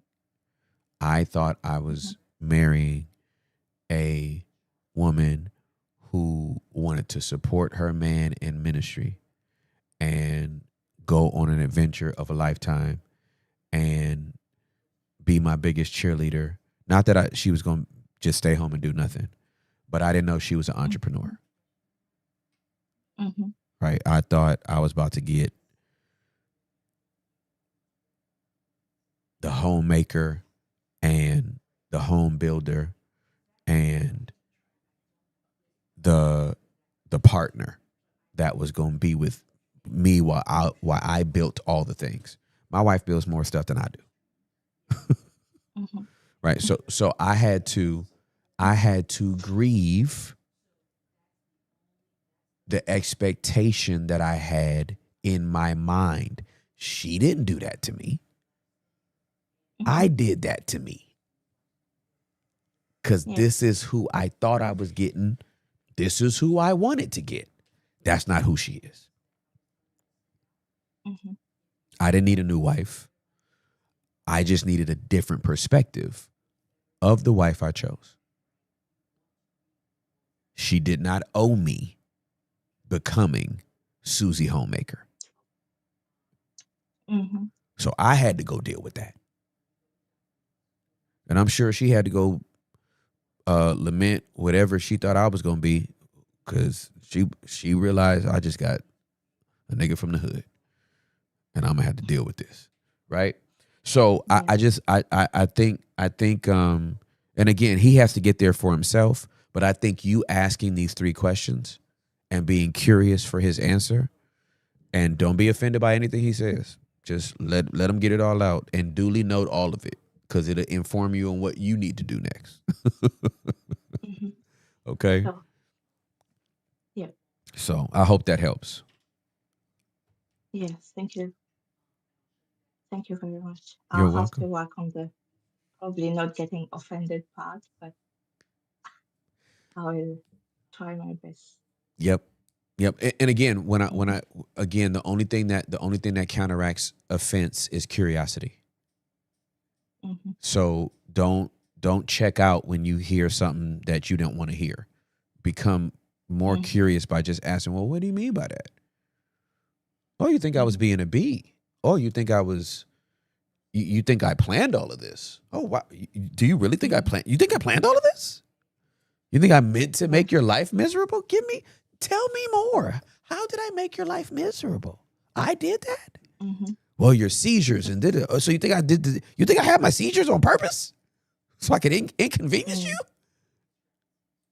Yes. Just let every question bring another question, Sure. but don't check out and crash out with him. Let him crash out by himself.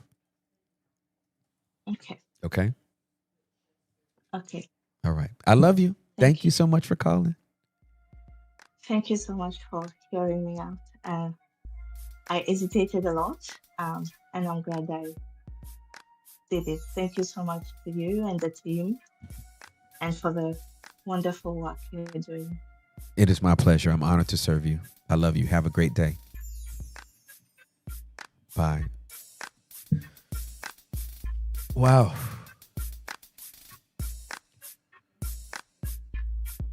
Man.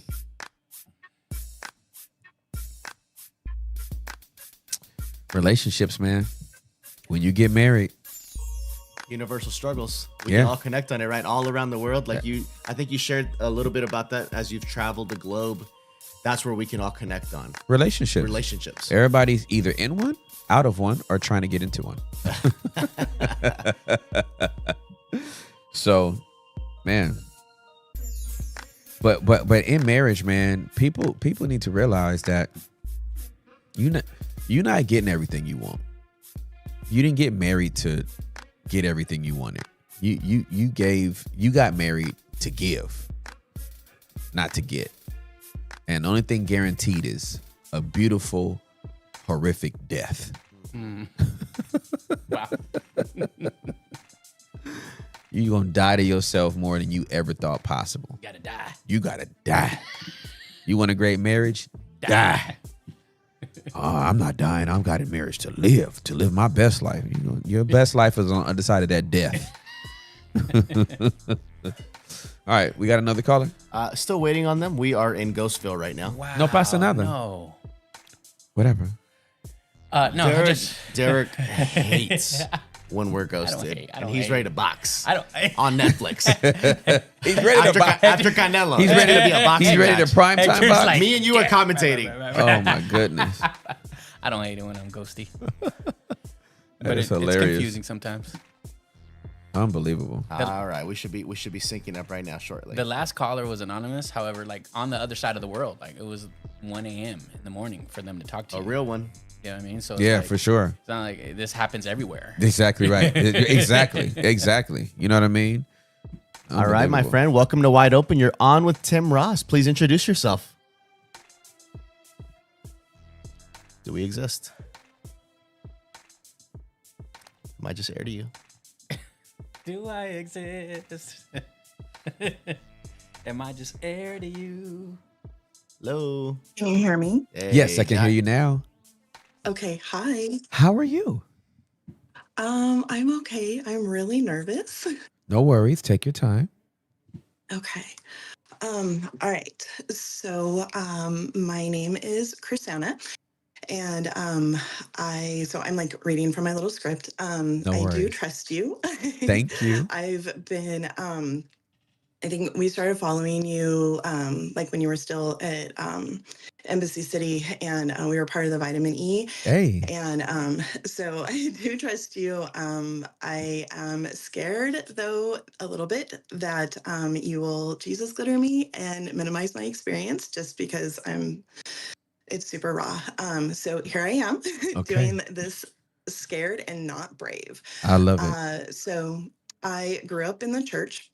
And I was pretty much immersed in Christianity my whole life. I have experienced sexual abuse as a child by multiple people from the ages of 4 till about 10 or 11. Okay. My parents basically sacrificed me on the altar, excuse me, of church and God and their ministry. I've suffered from autoimmune issues since the age of 13, and the church weaponized that against me and my family for me not getting better. Because I was a really good liar and lived a double life in high school, and I grew up in a really strict Christian home, I ended up getting pregnant at 18, and then I was shunned from my youth group. I had been under narcissistic pastors, and I've even had a youth pastor who had an emotional affair with me. And then I didn't even realize that this could be a thing. And you had mentioned this one time about like people that have been basically born and raised in the church that that sometimes it could be like an arranged marriage for them, and like they didn't choose it and it was chosen for them. And when you said that, it hit me really, really hard, and I was like, oh my gosh, I think that might be me. Okay. So then moving forward, in November of 2021, my husband and I got really, really sick with COVID, and I was closer to not living than living. And there was a lot of hurtful stuff that went on with the church that we were attending there. I worked there. We were really involved in ministry. My daughter had gotten COVID in June of 2021. And then was later diagnosed with a life-changing chronic illness called POTS. Don't know if anybody's heard of it. It sucks. Don't recommend it. I don't doubt that God is real. He's done too much in my life to say that. However, I don't know if I want to keep rocking with him or not. And it's a daily struggle depending on where I land.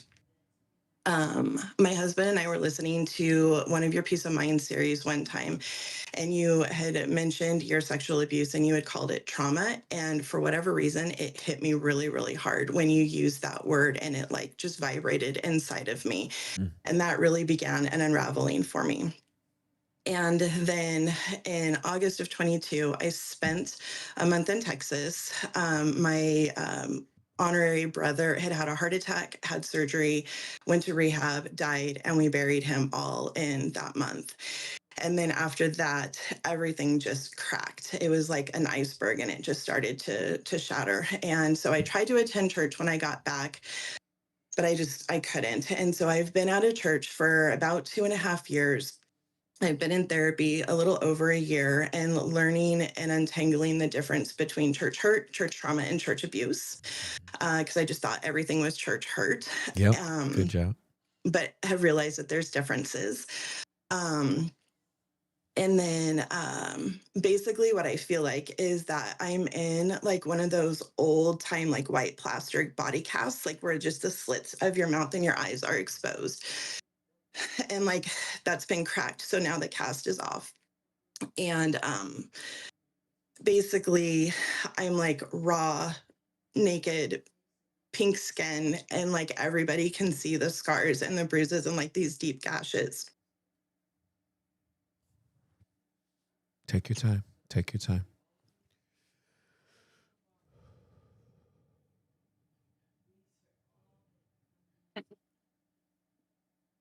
So honestly, I'm really fucking pissed off at God for allowing me, or for allowing so much of this to happen. I feel totally bamboozled. Like I don't even know what's real, what's fake, what's authentic faith. And I'm sorry for the language.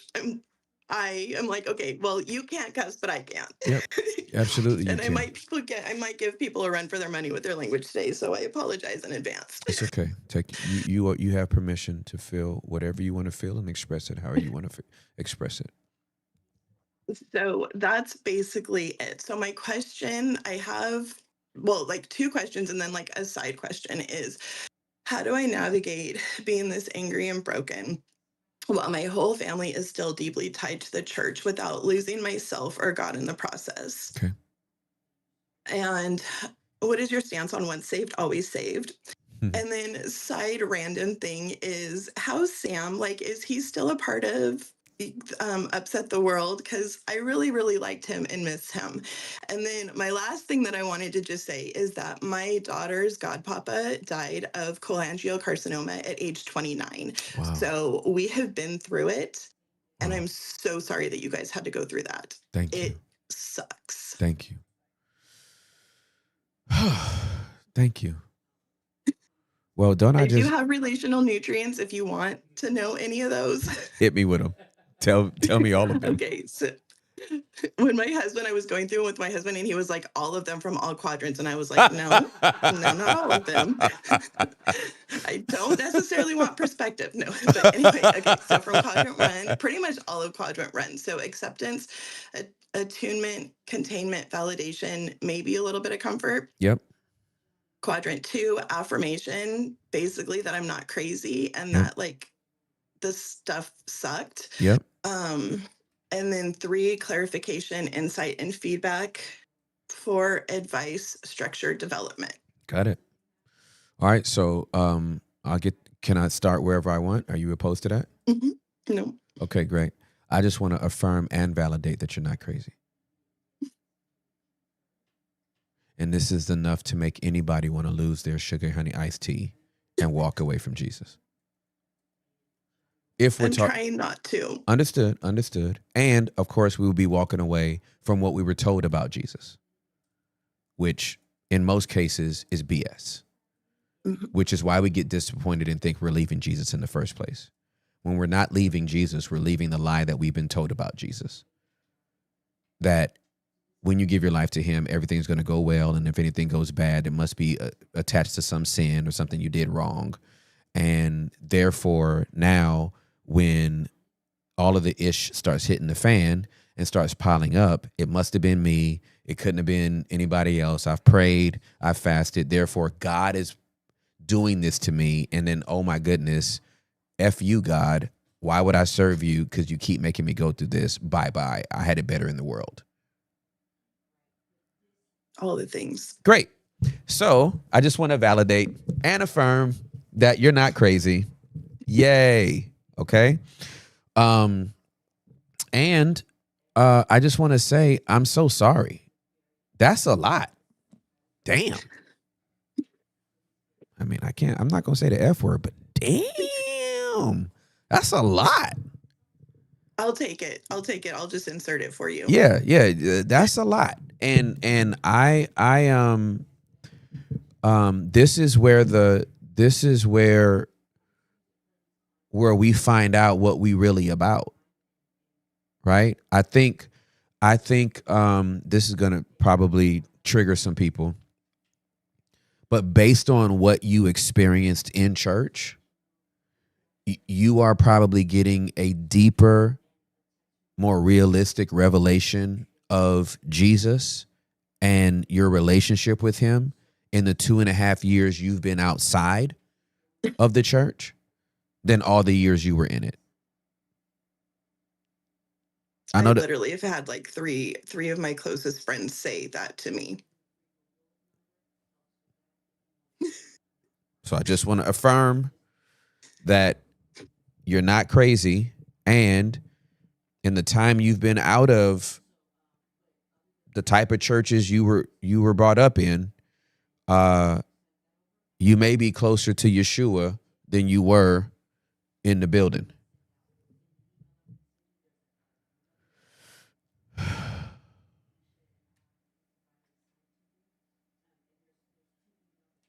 And what are we learning since we got up out of there?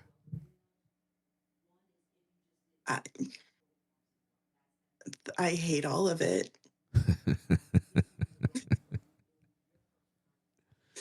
Oh my gosh, I can't even, I'm like, I don't even know where to start on what I've learned, but you like listening to your podcast, before you had Wide Open, and I have attached onto Jesus glitter, toxic positivity, and spiritual bypassing. The spiritual bypassing that so many people do in the American church is so disgusting. I agree. And then to weaponize it, I was in my therapy session on Friday, and she was like, damn, you really know all those little cherry-picked verses, don't you? Of, God's ways are not your ways. His thoughts are not your thoughts. They're higher. His ways are higher than yours. He doesn't waste anything. He makes beauty out of ashes. He's going to use everything for good. You're suffering because blah, blah, blah, blah, blah. I don't care. Yeah. And neither did the writers of Psalms. Because they were pretty vocal about how they felt they were experiencing God when things weren't going their way. I'm confused. I said this in our first hour. I do not understand how so many people can go to church every single Sunday and disregard their own responsibility to read the word of God in its entirety. But I don't understand. And those words, some of those names are so long and so hard. And so how lazy are we? We got people with PhDs and master's degrees that don't want to say Methuselah. They don't want to pronounce Seraphonician. Mephibosheth. They don't want to learn how to pronounce Mephibosheth. Like, they don't know Moses' mama's name is Jochebed? What the hell are we doing? But you had enough time to get a master's, and you know how to say onomatopoeia and hypothyroidism, something my son can say. My brain, I don't get it. With that said, I'm glad you hate it all, because now you get to remove because to hate it is to acknowledge it doesn't work. And if we can start to remove the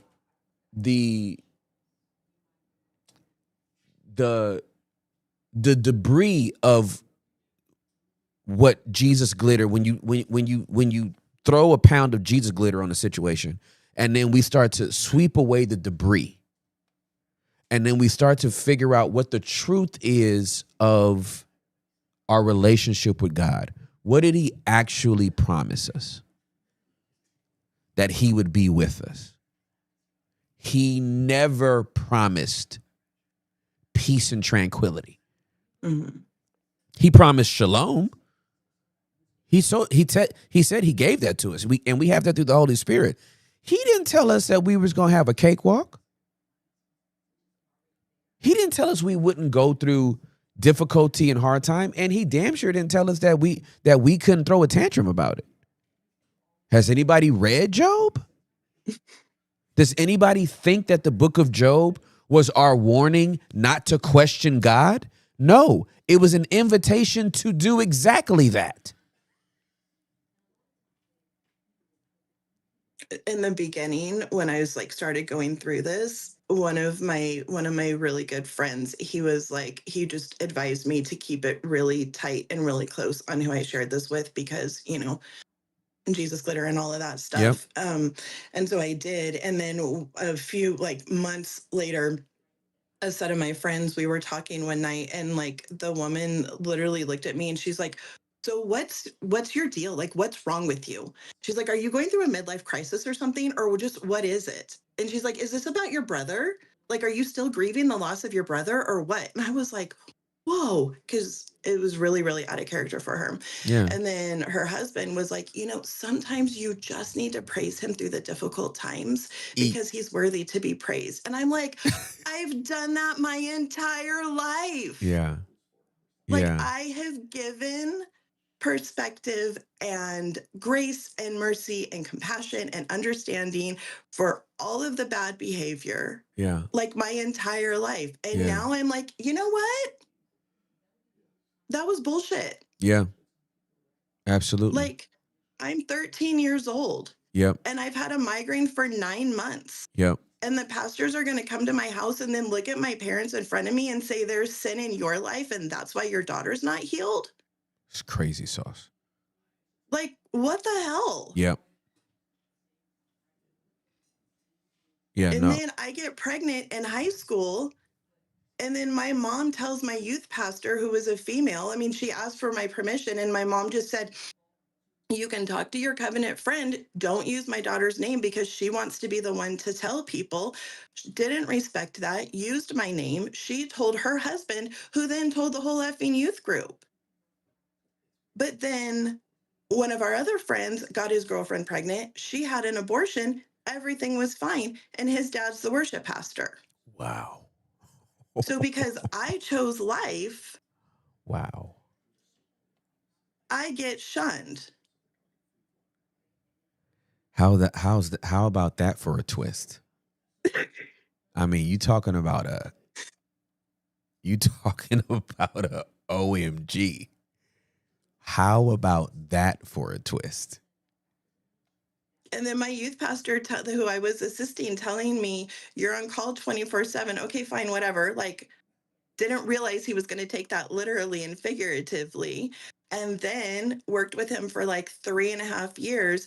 And then when we heard God say that it was time for us to walk away, he completely flipped his script and was like, well, in the beginning, he was like, this was God. You heard from him. This was a move of God. This is an act of God. He's physically moving you, blah, blah, blah, blah, blah. Then he leaves out of town for a few days, comes back completely changed, like complete asshole, won't talk to me, nothing. And then we had, I was at church 7:15 in the morning till 7:00 at night, because that's how you do church, right? My daughter's home with an allergy attack, so my husband's not there. So we have this youth discipleship thing, and then we're supposed to have a meeting afterwards. And I'm like, hey, I need to go home. And he looks at me and he's like, isn't your husband home with your daughter? She's fine. Lord have mercy on my soul. And then he's like meeting with all of these people. And then he comes back out and he looks at me and he's like, when's your last day? And I'm like, October or August 31st. And he looks at me and he's like, homie, I own you. You're mine still for the next 2 weeks. Are you reading me a script from a movie, or are you trying to pitch something to Amazon Prime? What the hell are you saying right now? What are you talking about? What are you saying to me right now? So I'm like, I'm not trying to be like melodramatic or anything. I'm just like, this, like, literally my therapist is like, I don't know how you landed in these churches. Well, let me I want to validate something for you, because I don't want you to think like you have to use that disclaimer anymore. I know you're not being melodramatic. Pardon me for being facetious, but I know you're telling the truth, because you can't make this up. You cannot make this up. No, I'm not that good. I literally say that. Like, I can't make this shit up. Yeah, Like, seriously. our imaginations, and when we don't want to expose and address this side, the underbelly of all these churches that we keep telling people to join community in, and we don't deal with the fact that you can duck goose yourself into a Shawshank Redemption tunnel church that has more feces than a pig factory. When we don't acknowledge that for every good church, there's 5 of these that you had to come through, we're doing a disservice to reality and to the body of Christ. Like, I believe in the local church. I pastored a church for 7 years. I just came from a conference with 10,000 people in Malaysia. I'm so happy. And I know that this kind of ratty church is the reason why people have been home since effing COVID. It is so hard for me when I hear you talk about like the local church. Like, I understand. So much pain, and I can identify with you because I had to go through it myself. I know what it is to be so hurt, so gaslit, so abused emotionally and spiritually that I wanted to do the same thing. I should be a different person right now based on the spiritual wounds that I have endured. I should be a bitter, crass, people think I'm crass. No, I'm not. I should be a bitter, crass, petty, agnostic who I should be the male Julie Roys by this time. I was going to be an investigator. I could have easily been that dude. And I just allowed Jesus to heal my heart. But let me tell you, it was 10 years of like intentional work not to allow that hurt that I endured by spiritual leaders that I trusted to not turn into a root of bitterness that would ultimately turn me into Petty Eddie. Right? No offense to any Eddies out there. Your name just rhymed. So no, I get it. And yeah, the local church, when I said the local church, you burst into tears. Like, I was thinking about the last church that I was at and what happened when we got COVID.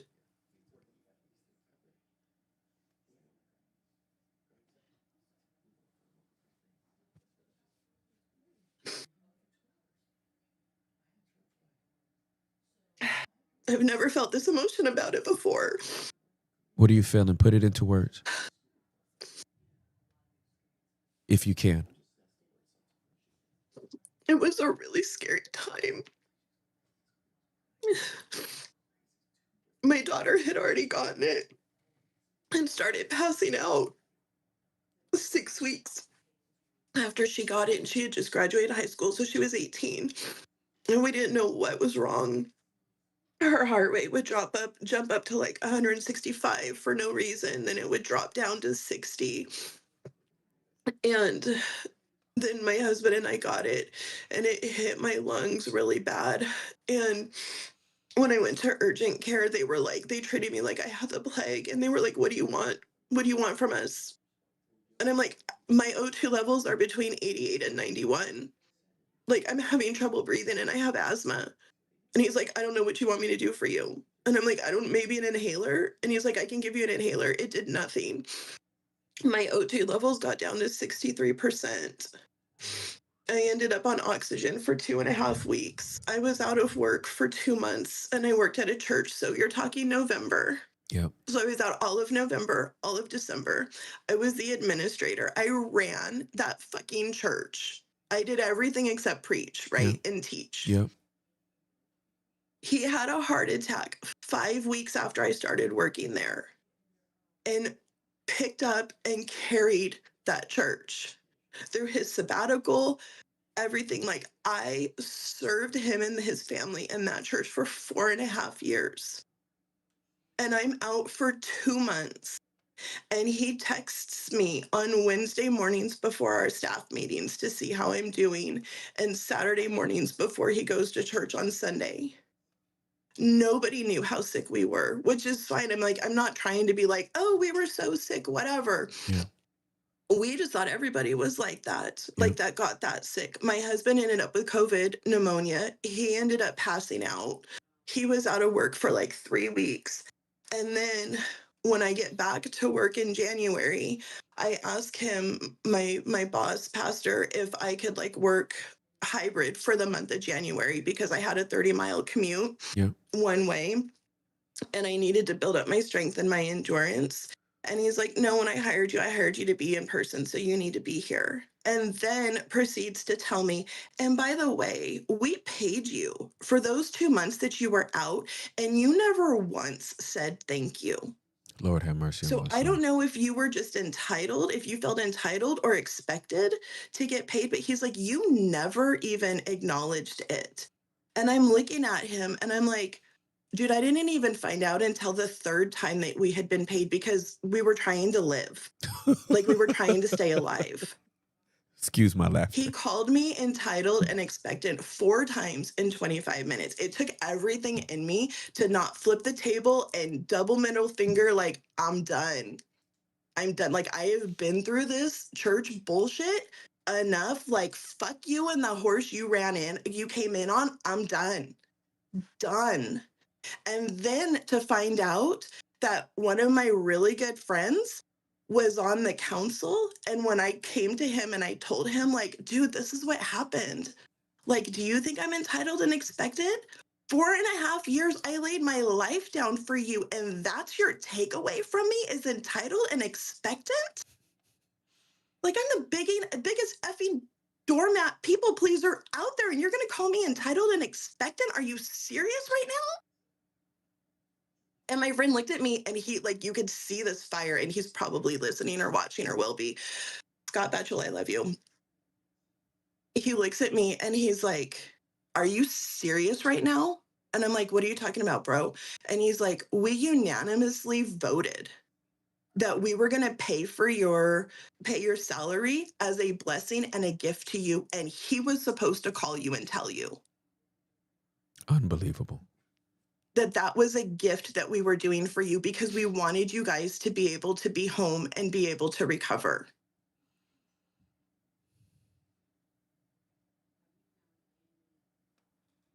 So in my really bad days, like, I'm fucking done. Yeah, for sure. And my issue isn't just with like the church. Like, my issue is with God too. And that's the part that people don't realize, and like, they don't differentiate. Like, people just think like, oh, it's just the fault. No, I have an issue with him too. Mm-hmm. But then I like beat myself up, because I'm like, oh my gosh, Chrisana, you sound like you're 5. Like, you're literally throwing a pity party, because life happens. Do you have any children? I have 2 children and a granddaughter. Okay. How old are your kids? My son's 28. My daughter's 22. You do not look like you got 20-year-olds. Let me just say that. Okay, how old is your granddaughter? She's 2. Okay. Does she throw tantrums? Oh, yeah. Okay. What is your response to her tantrums?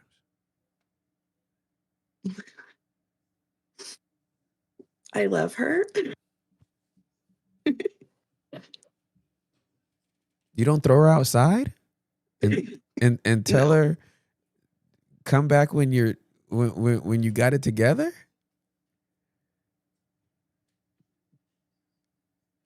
No. Okay. She's 2. Yeah. And which one of us, and this is I've had to learn this lesson, right? We do ourselves a disservice when we actually believe we are adults compared to God.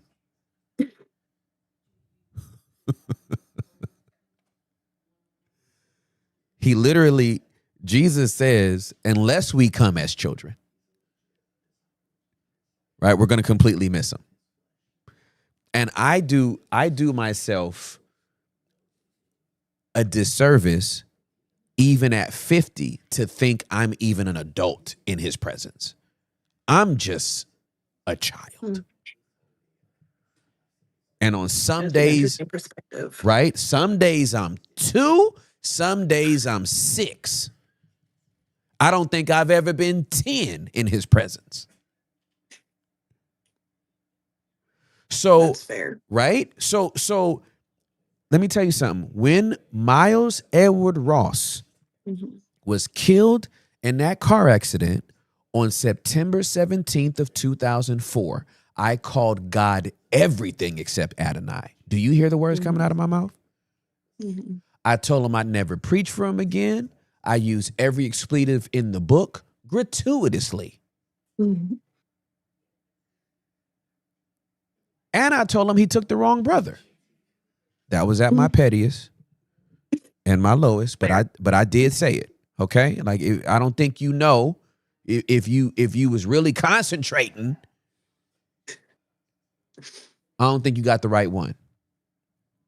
Okay, I wasn't thinking about it's appointed unto man once to die, and then after that the judgment. I wasn't thinking about nothing about the broken world, right?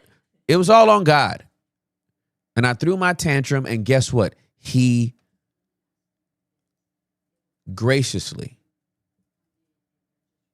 allowed me to get all that out because I needed it to get it out.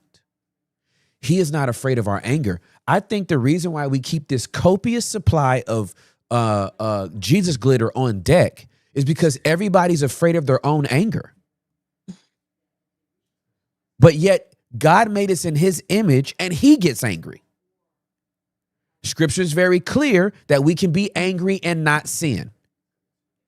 And we're not sinning when we're angry and use strong language to express that anger. That's not sin. That's so debatable.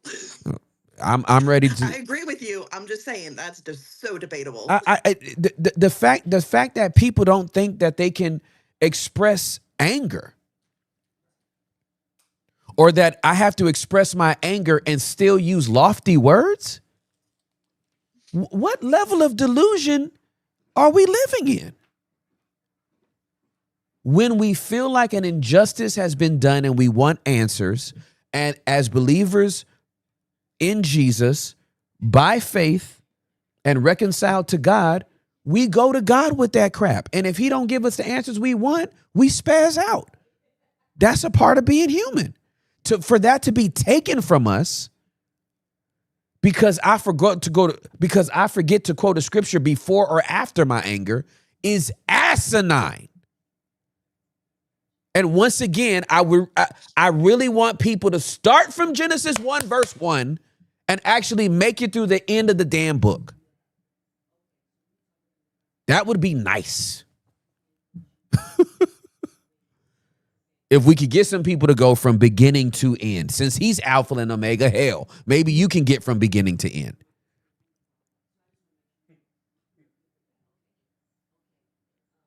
But I just don't.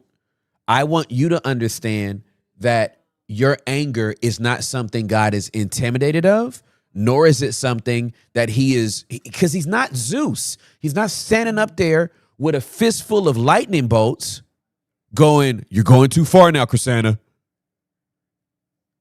Damn it, don't make me send Thor down there. I'll sick Loki on you." Not Loki. Right? Like this is not Greek mythology, it's not Norse mythology. This is the God of the universe who happens to be our dad, and he knows that our minds are too finite to comprehend his sovereignty. And as a result, we're gonna freaking spaz out when we don't have answers. That's what we do. Just like your 2-year-old granddaughter wants juice, and when you give her water, she freaking spazzes out. You can't have any more orange juice. The orange juice might as well be the entire world to her. She's 2. She don't know nothing else beside that damn juice box. You're not wrong. Right? So if you don't give her the juice box, you literally have rejected her. She hates you. You're the worst grandmother of all time. Her parents be cursed to hell. Nobody understands who I am right now because you won't give me the damn juice box. Are you any less her grandmother when she hates you for not giving her juice? Not at all. All right. Well, damn right. God's not less God because you don't have all your answers. But he don't mind it. He does not mind your anger. And a sovereign God, and I know this is debatable and everybody will be in their feelings. A sovereign God, the God of all languages, doesn't have a banned list of words not approved as you're trying to emote yourself. I'm sorry. I wish y'all would try to say he's that petty. I know, I'm like, low-key, I'm sorry, not sorry. I'm sorry for the people that are triggered. Right? And we're talking, and I think the thing that, especially since I'm learning Spanish now, is it only a bad word because you understand it in your language? Because if I say mierda a bunch of times, nobody's going to say anything. But then, the Spanish-speaking people might be like, "Oh, now he said mierda." So then, if I said it in German, is it okay then? Right. My gosh. If I decide not to say spirit anymore and I want to use the word zeitgeist, are we gonna like the God of the universe being? I'm not happening. Now again, if you don't want to use the word, I'm not a crusader for cuss words. And all I'm saying is to think that a sovereign God is over there going, "Can't hear that prayer." If you can pray that whole thing again, minus the expletives, I'll answer it. Man, please. That ain't happening. I'm sorry. I'm so glad you called in today. Like, you have no idea how happy I am that you called in today. Thank you. Because there are thousands of people in our community right where you are. I know there was one, it was like a couple months ago. I don't know, because like I was literally binge watching, because like once I found out that you were doing this, because I was just doing the basement. Uh-huh. And so then I like literally on my walks all day, every day. So I don't even know when this one aired, but there was like this woman, and I think you were kind of friends with her or you knew her, and they had left a church where they had been hurt. They'd been out for a couple of years, I think, and then they went back in. She was involved, but her husband was struggling. Yep. And I am telling you, Tim, I have not completely walked away, like not putting pressure on you or anything. Yeah. Literally because of you and your podcast. I'm not praying. I know that's going to bug some people. I'm not listening to worship music. Every time gratitude comes on, you can ask anybody in my family. I switch it. If literally was turning on music for the dog, because we have worship music playing when we leave the dog, and I was petting her, and it was like, up next, gratitude, and I'm like, not today. Nope.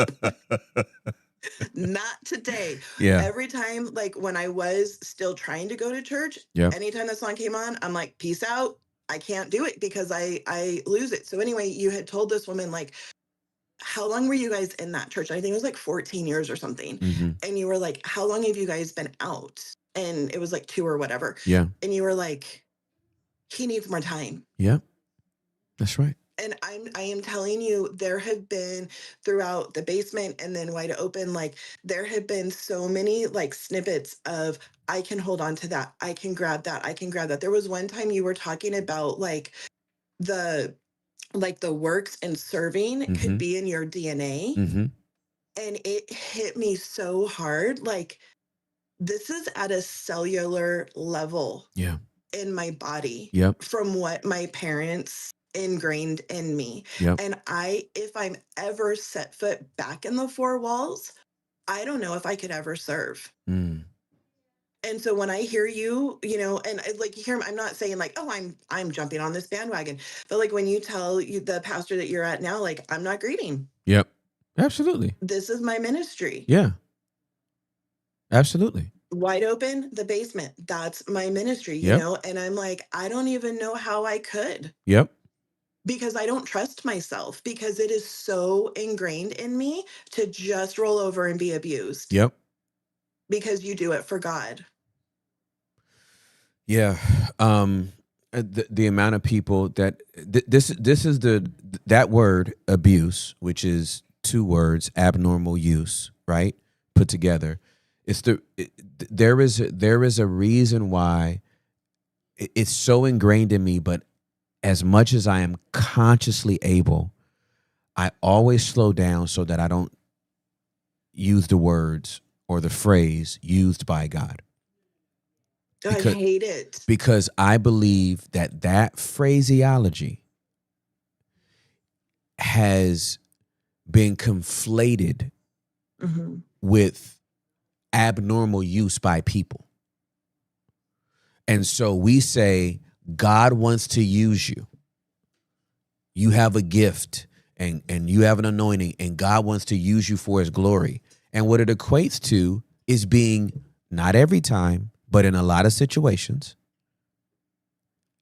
it equates to being abnormally used by some raggedy pastor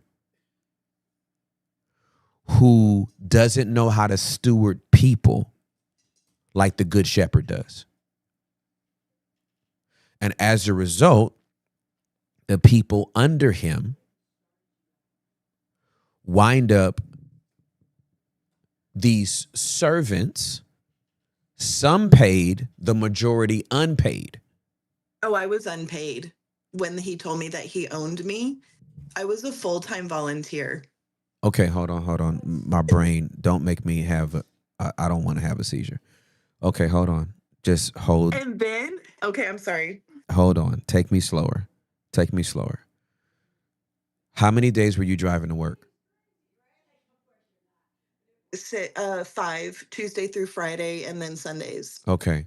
So 6 out of 7 days means that you were 360 miles round trip. And this is not including if you wanted to go to the gas station or Kroger. Well, because it's 30 miles one way. I'm sorry. Those were different churches. So okay, the my one bad. where the guy had the Okay. You said those are different churches. Okay, got it. Go continue. Yeah. So the one that I had the emotional affair with that said that he owned me, that was like 10 miles. That was in California. I'm in Idaho now. So the one where I drove 30 miles, that was here in Idaho. Okay. So the I own you statement is wild. Okay. This guy is no different than the singer we talked about in the first hour that put the body in the trunk. Right? It's just a different manifestation. But they both have the same core thought. When you think you own a person, you dehumanize them. Now, the sermon I preached this message in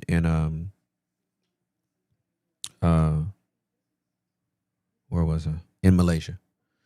And It was called Ordinarily Extraordinary. And the whole thing was about the fact that we're ordinary. But here was the biggest takeaway for me that the Holy Spirit gave me. I was just so happy about. If you degrade an individual, you dehumanize them. Mm. And if you deify an individual, you dehumanize them. So whether you bring someone low or put someone high, either direction you take them outside of their humanity. And that's dehumanization. And so I believe the reason why the majority of these pastors, and not just like lead pastors, we're talking about associate pastors and whatever, any leadership, these leadership roles, I believe it is easy for them to dehumanize by degrading because they have been dehumanized by being deified. And the moment they see themselves above their humanity, then the only way for them to look at others is below their humanity. And then that's where the sickness and the disease really infects them. And so for you, you need to be outside of church until all your anger is out. And you have a lot more anger to get out. And you have a lot of more tears to shed. This is painful and grievous. Like the Holy Spirit is grieved. It's not that you're just angry. The Holy Spirit's grieved that you have been subjected to this. And what people don't understand is the rehabilitative work. I don't know if rehabilitative is a word. The rehabilitative. It works for me. Okay. The rehabilitative work that we have to do as not just believers in Jesus, but human beings to be okay and recover from that BS. It's a lot of work. And that's why most people don't want to do it. But you're doing the work. The therapy that you've been going to, it's a lot, girl. It sucks. It sucks.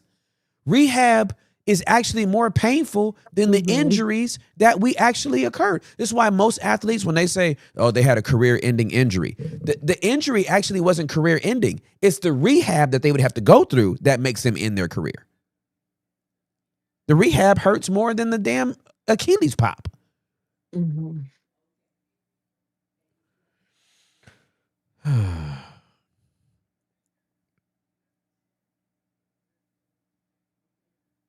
I'm just proud of you for showing up. Like, I'm proud of you for showing up today with your anger and your fear that you had of like, this dude might Jesus glitter me and completely dismiss my experience. I'm just glad you just showed up. I'm so glad you showed up. Thank you. And I want you to know you're doing a good job.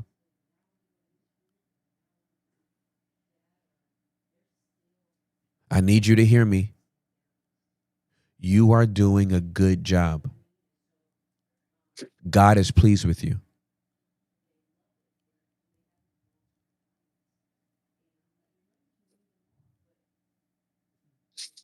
God is pleased with you where you are right now because you are more honest about where you are with him than a lot of these pastors that are getting up on Sunday morning. You are more honest right now than the pastor that you had the emotional affair with. Because I didn't have it. It was one-sided. No, it was him with me. Understood. Understood. What I'm saying though is you're more honest right now than he was. When he latched his little soul tie to you emotionally and thought he owned you and that thought your service to him was somehow some fantasy laced side chick. I don't know what the hell got in his head. But I'm I just know I used to pick up his kids. And oh my gosh, when you talk about like the people, I don't even remember, but like I used to iron his shirts before youth group. I used to go get him food. That's He would talk to me about his relationship with his wife. mm-hmm. He asked me inappropriate sexual questions. Mm-hmm. Of course you did. Of course you did.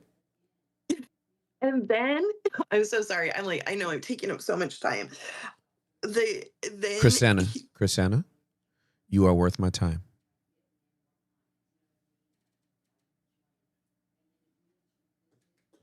Can you receive that? I receive it. Okay. Go ahead. When you said that you were proud of me too, in my head, I was like, I receive it. I Good. receive it. Good. I receive it. Yep. So he ended up leaving the church that we were like, so we left in August of 2014. He left like the next August and started his own church. Mm-hmm. Because all he ever wanted was his own church and, you know, like bragged about his wife, like all these things, right? From the platform. Well, I know you'll believe this. So in less than a year, he got accused of having an emotional and a physical affair with somebody. And he left his church and his wife within a year. And when we left that ministry, we lost 98% of our friends because he basically drew a line in the sand and told them, you're either rocking with them or you're rocking with me. But they're out of alignment and they're leaving because they need to get their house right. When at the beginning, he told us, oh, this is an act of God. And we lost 98% of our friends. And you want to know what the biggest kicker of that whole thing is? Our closest friends, we lost. Their daughter is now my daughter-in-law. Does God not have a twisted, sick sense of humor? My goodness. And we did like this whole, you know, like covenant friendship groups, blah, blah, blah, blah. So like we did this whole, like, you know, we're covenant friends, we're covenant families. And right before our kid's wedding, she looked at me and she was like, you know what God told me a few months ago? Covenant is forever. Mm. And she's like, you can't break covenant. Because covenant was like blood covenant was a whole big thing at the church that I attended, which was incredible. I learned a lot. Yeah, for sure. And there has been so much restoration. I love it. I love it. Yeah, you're doing good. This is what healing looks like. Like it's not linear, and No. it's messy.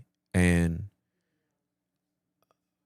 once again, I went through it. I sit on this couch as a man who has paid full price to say the stuff that I say. I don't sit here with conjecture. I don't sit here. I'm not called to do what everybody does. I know that. I'm not called to do what everybody does. It's a futile attempt to compare me to other podcasters or to compare other podcasters to me. We all have a different role to play if we're doing this for Jesus. In the same way Paul says in 1 Corinthians, y'all are still on some real baby-ish if you talking about I am for Apollos and I'm for Cephas and I'm for Paul. It don't matter. One is sowing a seed, another is watering, and it's God who gets the increase. We're not here for all this kind of stuff. I don't care. I don't do this for ratings. I don't do this to try to have 100,000 views an episode. It can have 13 views. I'm doing this out of obedience. I'm doing this because he called me to. The end. That's it. And I'll do it till he tells me to do something else, and then I'll go do something else, and somebody else come do this. But I just wish we'd all if people would read the whole Bible, they would find so much stuff. The Bible was not written to dumb down people's humanity. It was there to magnify how human we really are. So I just want to read this one thing in Psalms. This is Psalm 73. I just want you to listen to the tone of this guy. See if it sounds familiar. May have been your tone. Certainly was mine. This is a psalm of Asaph, okay? Surely God is good to Israel, to the pure in heart. But as for me, my feet almost slipped. My steps nearly slid out from under me, for I envied the arrogant when I saw the prosperity of the wicked. Oh my goodness, there should have been Jesus glitter poured on verse number 3. How could he say something like this? For there are no pains at their death. Their body is healthy. They have none of humanity's trouble, nor are they plagued like others. Therefore, they put on pride as a necklace, and violence wraps around them like a garment. Their eyes bulge out from fatness. The imaginations of their hearts run wild. They scoff and wickedly plan evil. From on high they threaten. They set their mouth against heaven. Their tongue struts through the earth. Therefore, his people return here while they drink their fill. So they say, how does God know? And does Elyon have knowledge? Behold, such are the wicked, always at ease and amassing wealth. Surely in vain I have kept my heart pure and washed my hands in innocence. For all day I have been stricken. My chastisement comes every morning. If I had said I will speak thus, surely I would have betrayed a generation of your children. But when I tried to make sense of this, it was troubling in my eyes until I entered the sanctuary of God and perceived their end. Surely you put them in slippery places. You hurled them down to destruction. How suddenly they became a ruin, terminated, consumed by terrors. It's one of my favorite verses, one of my favorite passages in the book of Psalms for this reason and this reason only. This was a very high complaint. And the honesty, and there's several more, but that one's one of my favorites. He is complaining about what it's like to be faithful to Adonai and see the wicked prospering way more than him trying to do the right thing. But his perspective didn't change until he went into the sanctuary. Now, a lot of people would try to say that's church. I'm just glad I have Messianic Hebrew friends so that I'm just not the dumbest Gentile out here of all time. There is no sanctuary more sacred to God than the one your soul occupies. Our connection to community will only be as healthy as the connection we have to God within our own tabernacle. Mm-hmm. And I am not a proponent of trying to stick people that have been hurt and broken by these churches, these organizations, these communities, these houses of worship. I am not a proponent of them stepping back into community before they get their own tabernacle in alignment with the Lord. So I say to you, Chrisanna, stay home and keep gratitude off of your speaker box.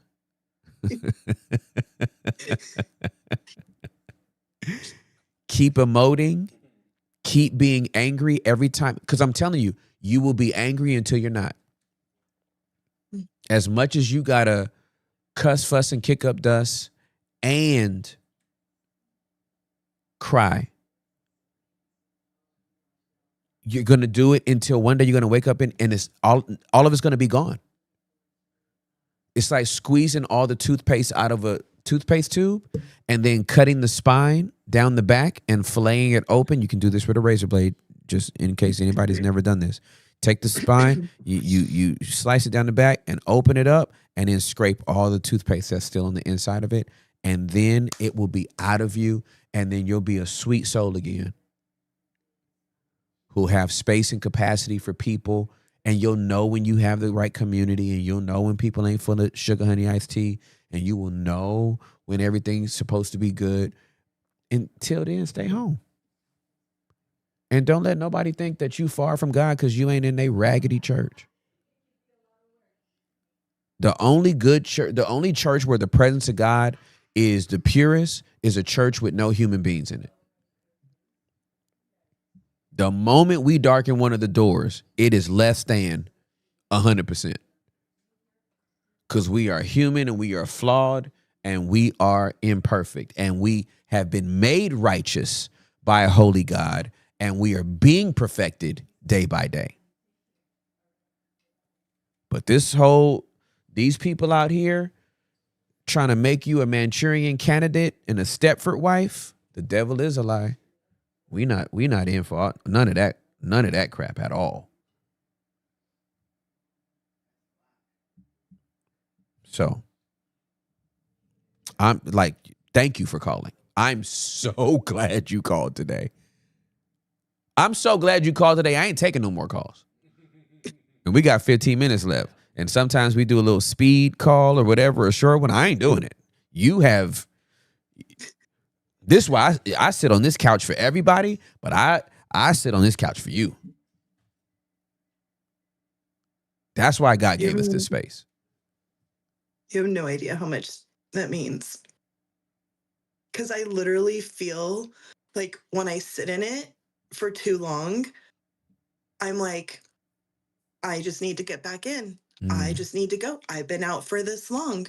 And it's like you get that terminology, right? And then you have enough terminology that you can be dangerous. Yep.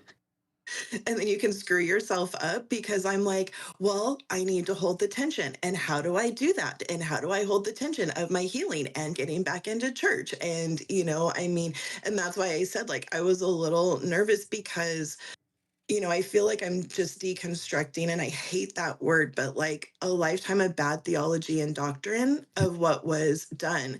And I know, like, in the beginning, you had, like, you would say a couple of things about deconstruction. Mm-hmm. And then, like, I saw your perspective shift because then you started saying, like, okay, but what are you reconstructing? Like, Correct. then there's a void. That's right. So what are you reconstructing? And I'm like,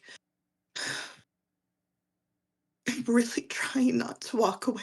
Yeah. And it's hard. I understand.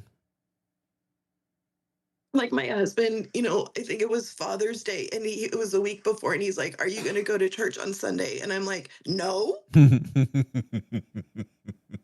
Why would I go to church on the next Sunday? No, I'm not going. Yeah. And then like an hour later, he's on the phone with our son, and he's like, okay, so I think I'm going to go with them. And I'm like, okay, why? And he's like, because it's Father's Day. And I was like, shut. Right. Yeah. That's why you asked, and Yep. it's like, I try to muster it up. And like my mom used to use this phrase, and I've never understood it until the last few years, but she would say, like, I can't prostitute myself. Yep. Yeah. And it's like the thought of going in, like, I literally feel like I'm prostituting myself. Well, and that's a sign that your body, which has kept score of all of this stuff, it is still detoxifying from those environments. And I even applaud after 2.5 years. Even after listen, you were how long were you in the church in Cali? Probably like 8, 9 years. And how long at the church in Idaho? 4.5, and then that's not counting the other ones. Okay, and that's not counting the other ones in the life that you grew up in church, right? And all the stuff that's happened from your childhood. Okay. 2.5 years ain't a lot of time compared to all of that. It feels like it's a long time. That's a short amount of time to have endured all of that. And so you will know when your body will tell you when you're ready to get back on the proverbial court. I promise you it will. And when you get back on the court, you will know what you do, what you want to do and what you don't want to do. I'll tell you what I don't want to do now. Right? Like, you know what I'm saying? So And you'll, I'm telling you, like it won't be hard. It won't be hard. But as long as that feeling is still there, you don't go back in there and you don't force it. And I know it's uncomfortable for the family for a minute, but it's like, I refuse to put my body in a position where it's going to be a negative experience. There will come a time where it's like, you know what? I'm ready to go in. I'll give you the Holy Spirit just brought something to my mind. So there was a young lady that was in our church, and we have hug time at Embassy City. Well, you were Vitamin E, so you know we had hug time. So we had hug time this one day, and two people came up to this young lady to hug her, and she had a panic attack and ran to the bathroom and fell on the floor and had a panic attack.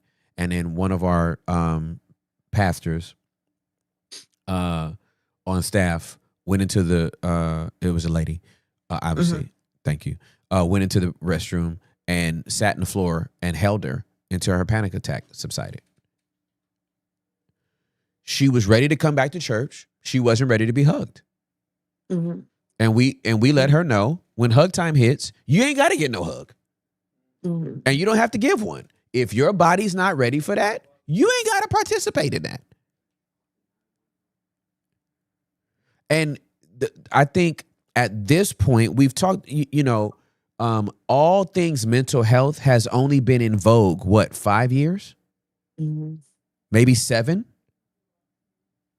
Right? No more than 7 years, right? I know from 2020, mental health became the thing.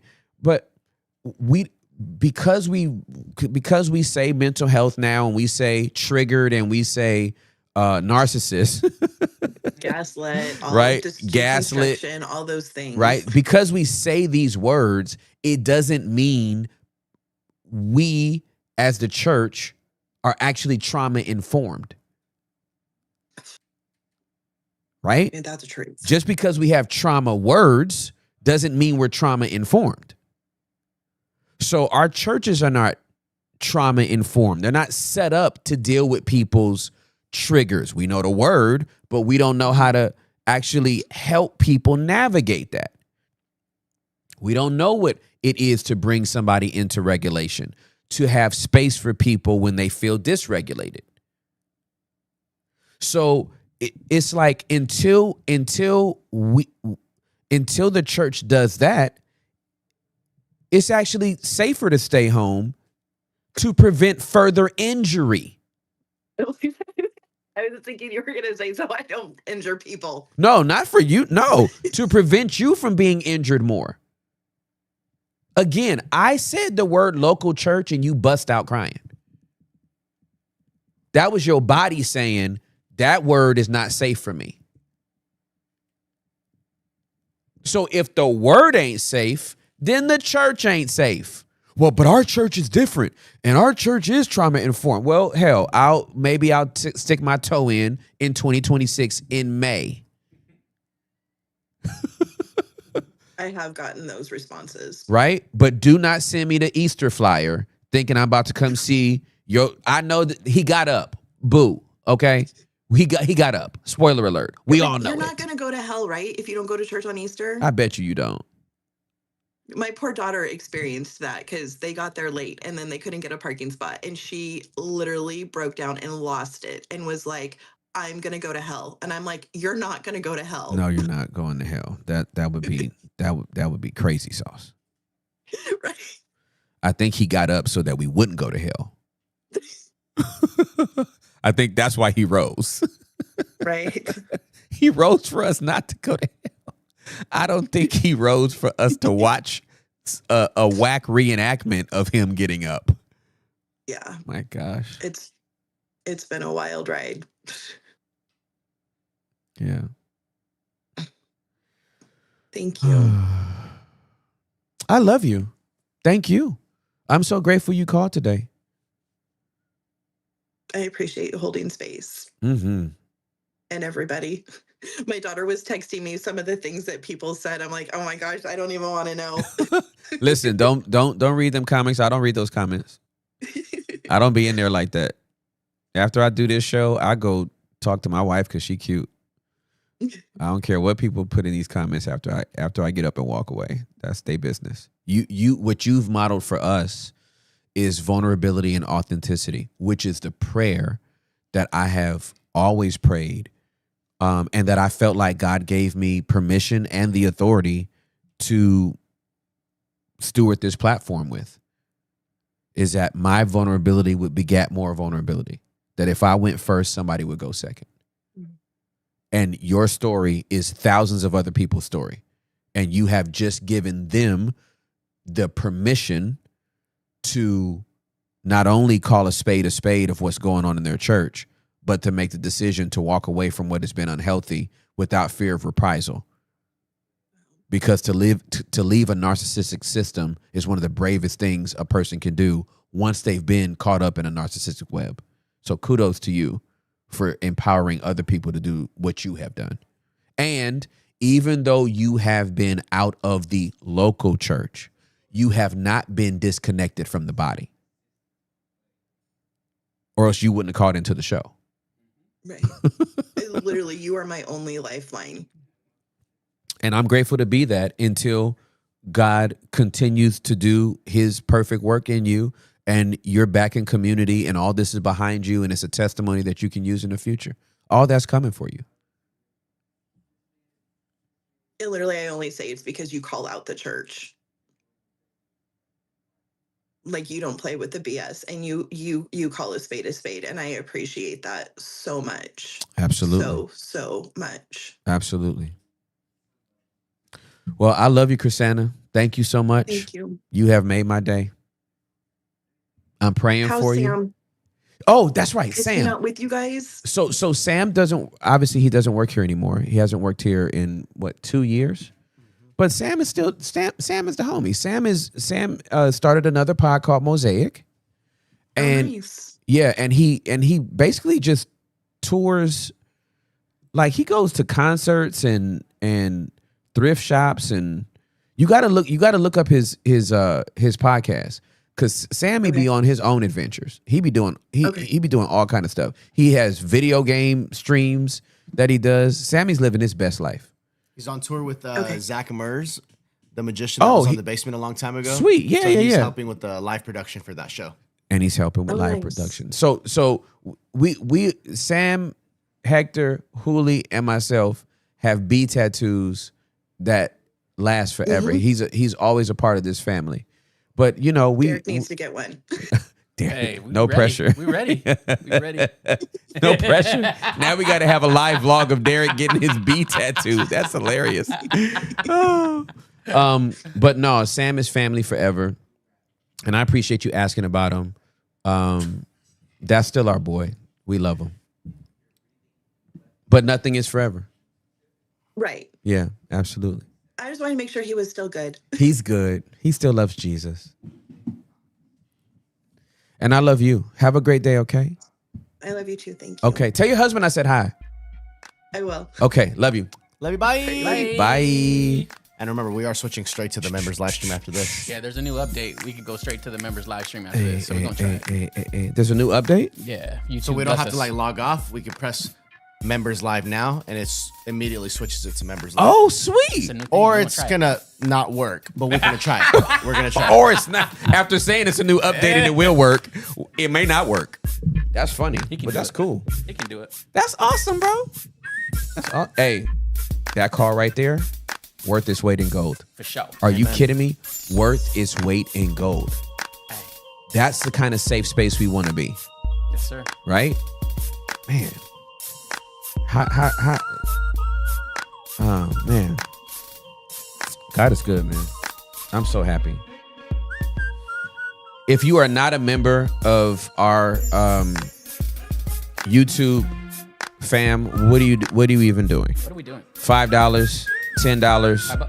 $20, or is it 25? I can't remember. $24.99. Vale. So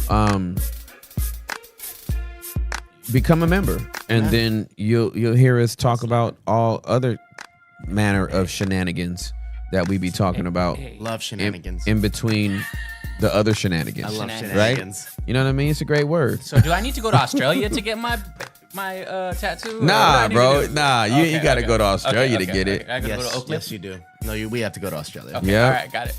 Live open, Australia. Uh-huh. Got it.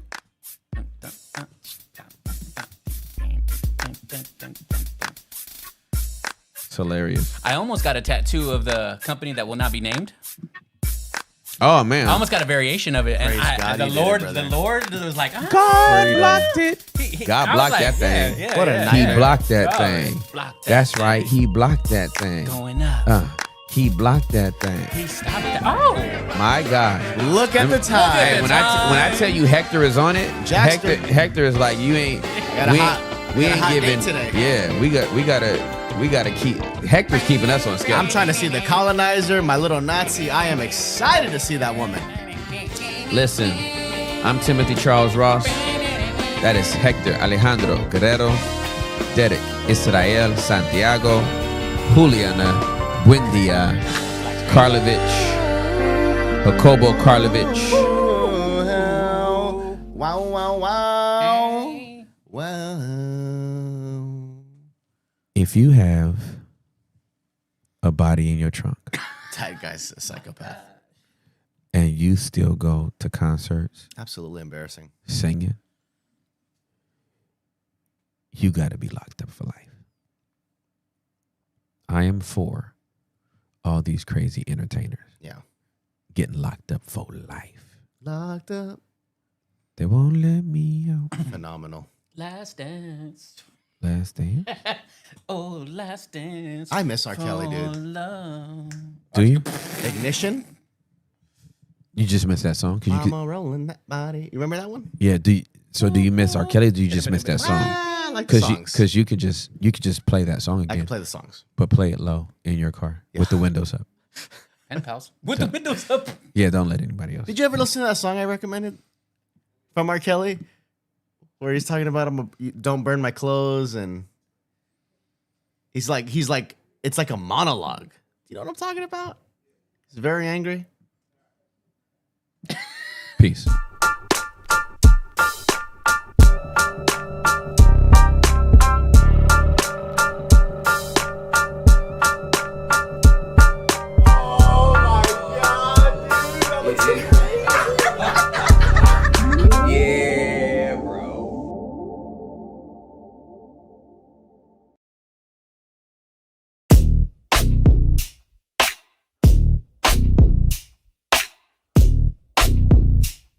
Yeah. They talk, we testify. They scroll, we sanctify. They bait for clicks, I build for freedom. They pander to crowds, I speak to the kingdom. This ain't gossip, this gospel. Ain't a brand, it's a mantle. This ain't performance, it's posture. Anointing over algorithm, I'm not like them imposters.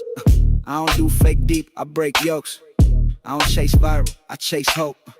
I ain't got trends, I got truth. I ain't running from culture, I bring the proof. Wide open, we build different. Cut from cloth, they don't even stitch with. Say it raw, say it real, say it righteous.